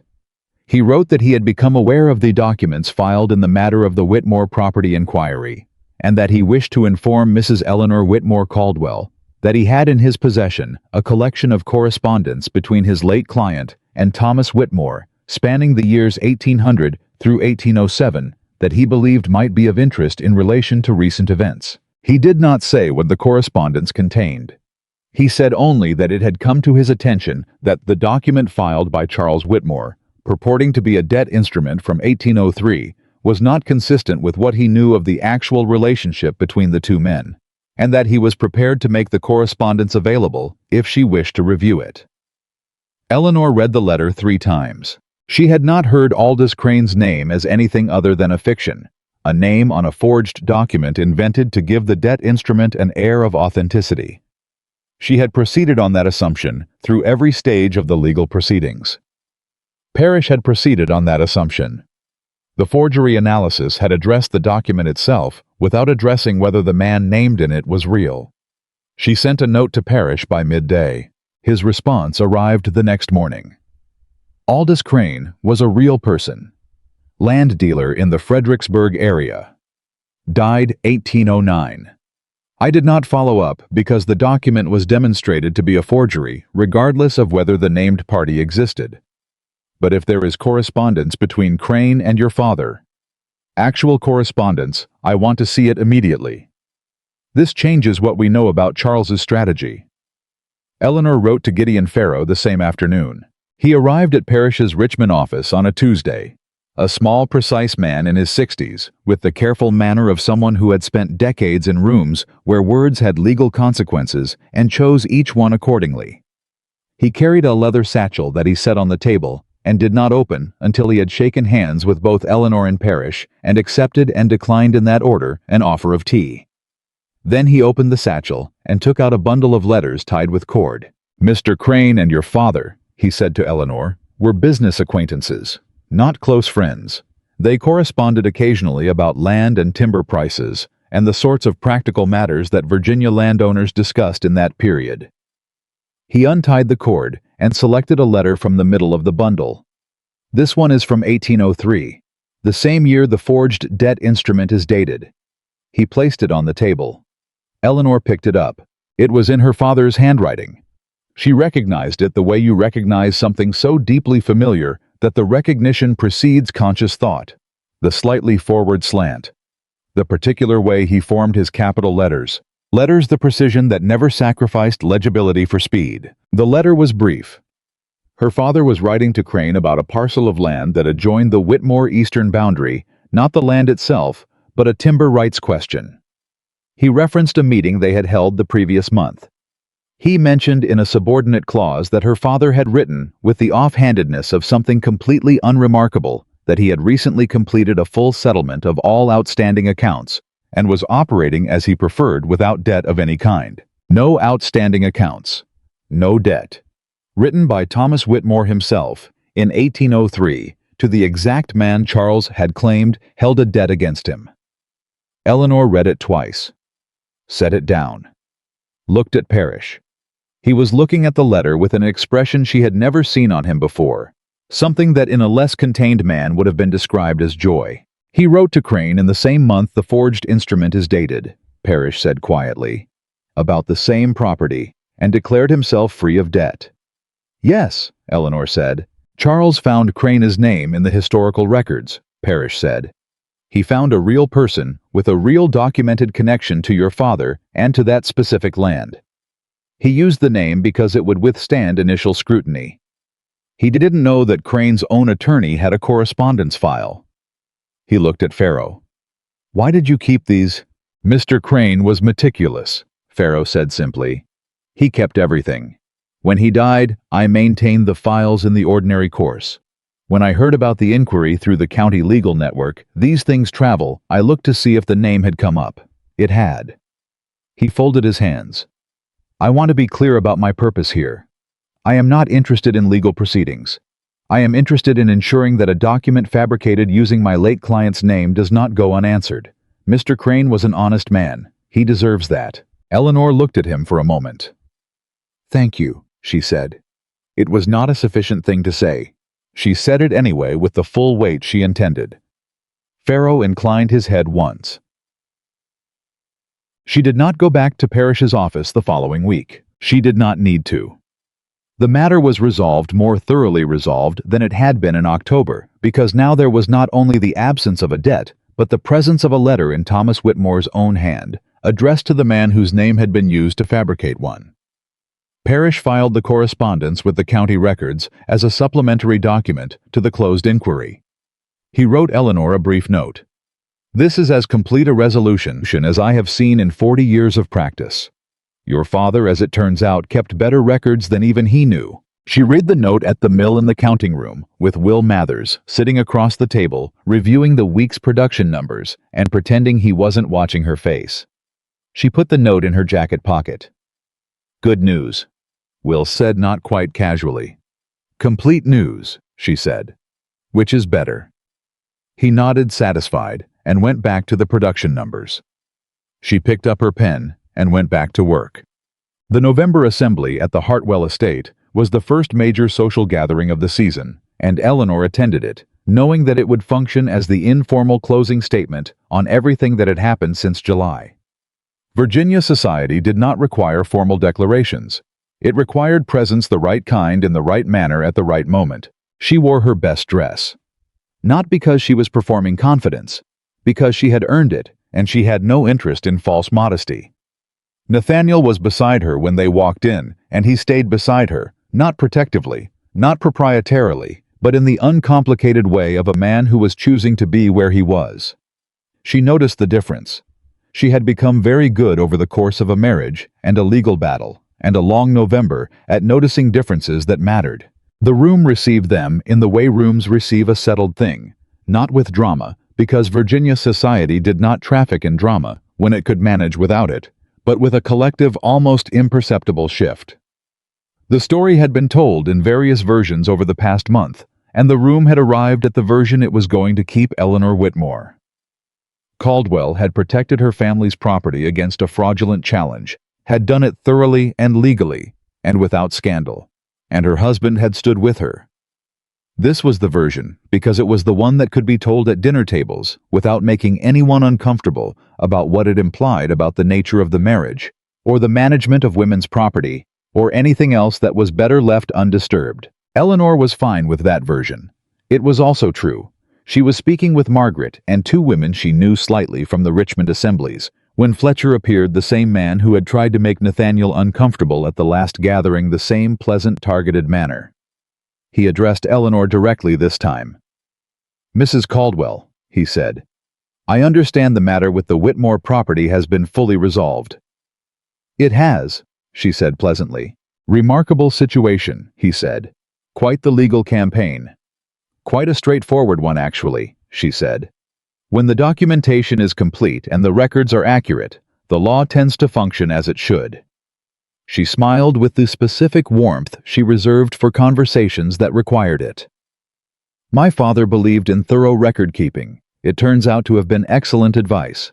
Fletcher looked at her for a moment. He had the expression of a man who had come ready for a different kind of conversation and was recalibrating. "Your father was a capable man," he said. "He was," she agreed. "And he taught me well." She let that land without elaboration. "Will you excuse me? I see someone I need to speak with." She moved away without hurrying. Behind her she heard Margaret say to Fletcher in her mild, pleasant voice, "She manages that mill herself, you know. Has done for years. Remarkable thing." A pause. Her production numbers last year were the best in the county. Eleanor did not look back, but she smiled. The twist came at the end of November, and it came from the last direction Eleanor had been watching. It came from Nathaniel. He came to her correspondence room on a Tuesday morning, knocked, which he had recently begun doing, and waited for her to say, "Come in," rather than simply opening the door. Small things. She had noticed them all. He came in and sat down and put a folded document on her desk. She looked at it, then at him. "What is this?" she said. "Open it," he said. She unfolded it. It was a legal document. Not long, 2 pages in precise legal language drafted by Parrish's office. She recognized the style. She read it once, reached the end, and read it again from the beginning. It was an amendment to their marriage contract, a formal filed, legally binding amendment that expanded the separate property clause her father had insisted upon in 1811, already generous by the standards of the time, to include an explicit comprehensive statement of Eleanor's independent legal authority over the Whitmore property and mill, the right to contract, the right to litigate, the right to manage, expand, sell, or encumber the property in any way she chose without requiring spousal consent or authorization of any kind. It also, in a subordinate clause that she read 3 times, established that any future property acquired by Eleanor Whitmore Caldwell in her own name would fall under the same protections. She looked up. "You had Parrish draft this," she said. "I contacted him 2 weeks ago," Nathaniel said. "I asked him what the strongest possible legal protection for your independent authority would look like. He sent me a draft. I reviewed it. I made one change." "What change?" "He had included a clause requiring your signature to activate. I removed it." He met her eyes. "It's already filed. It's already in effect. You don't need to sign anything. You don't need to do anything." A pause. "It's not a gift. It's a correction." Eleanor set the document down on the desk very carefully. She was quiet for a moment. She had spent 6 months fighting for the legal standing to operate her own property. She had built the case herself, sustained it herself, seen it through to resolution herself. She had done it without his help because she had not trusted him to give the right kind. He had just done unprompted and without being asked the one thing that made everything she had built permanent. Not just for the current situation permanently, for every situation that might come after. "You understand," she said slowly, "what this means legally, what you've given up." "I haven't given up anything that was mine to give," he said. "The property was always yours. I've simply made it impossible for anyone to argue otherwise, including me." A pause. "Especially me." She looked at him. "Nathaniel," she said. "I know it doesn't undo 4 years," he said. "I know it doesn't replace being seen sooner. I know it's a document, not a feeling." His voice was steady, but not unmoved. "But I know what documents mean to you. And I know what this one means." He held her gaze. "You should have had this before we were married. Your father knew that, which is why he built what he could into the original contract. I'm completing what he started." She sat with that for a long time. She thought about her father in his study in 1811, insisting on the separate property clause against the polite resistance of everyone who had told him it was unnecessary, unconventional, slightly insulting to the prospective groom. She thought about Thomas Whitmore looking at Nathaniel Caldwell across a dinner table and deciding, this man is adequate, but adequate is not enough. I will build what I can into the structure before I'm gone. He had built what he could, and Nathaniel 4 years later, in a correspondence room in November, had built the rest.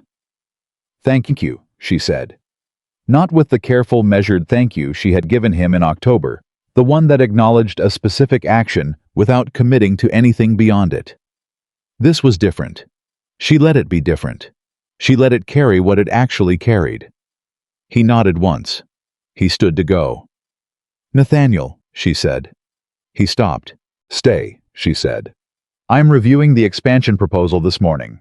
I'd like your opinion on the Eastern Foundation costs."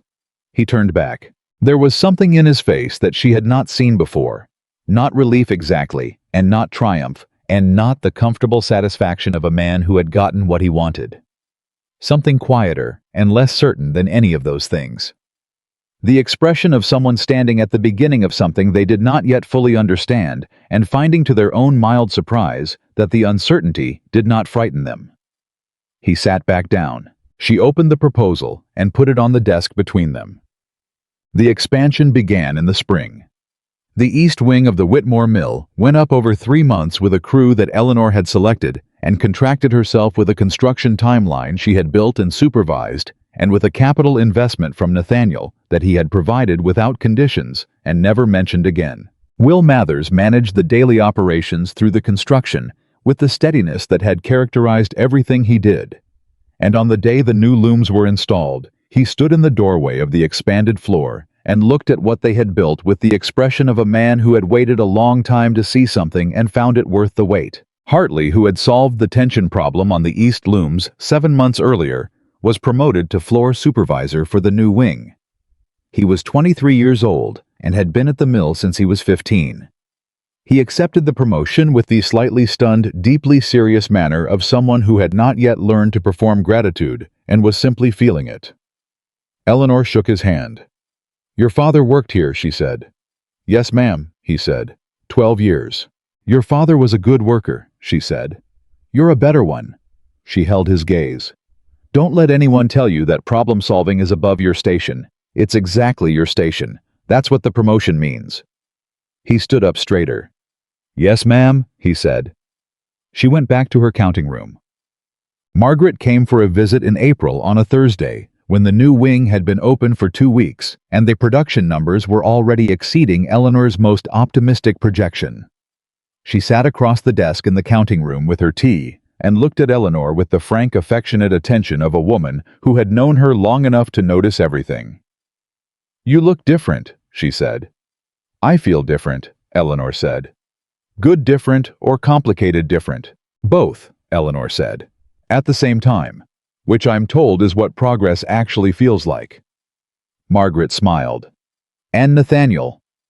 Eleanor considered the question with the same honest care she brought to everything that mattered. "He's trying," she said. "Genuinely, not performing it. He asks questions about the mill that aren't conversational. They're real questions that require real answers. He reads the production reports." She paused. "Last week he told me he'd spoken to a man at the county commissioners' meeting about the road proposal that would affect our south delivery route. Our south delivery route. That's what he said before I'd mentioned it to him. He'd been paying attention." "How did that feel?" Margaret asked. "Strange," Eleanor said honestly. "Like a window that's been stuck for a long time finally opening. You're glad it's open. But you're also standing there wondering why it took so long, and you're adjusting to the draft." Margaret laughed a real laugh, warm and unguarded. "That," she said, "is the most accurate description of marriage I have ever heard." Eleanor smiled. It was a real smile. Not the one she had worn for years in drawing rooms, the composed, warm, appropriate smile of a woman who had learned to perform contentment so well that she had sometimes forgotten she was performing it. This was the other kind. The kind that came from somewhere actual. "He's not there yet," Eleanor said.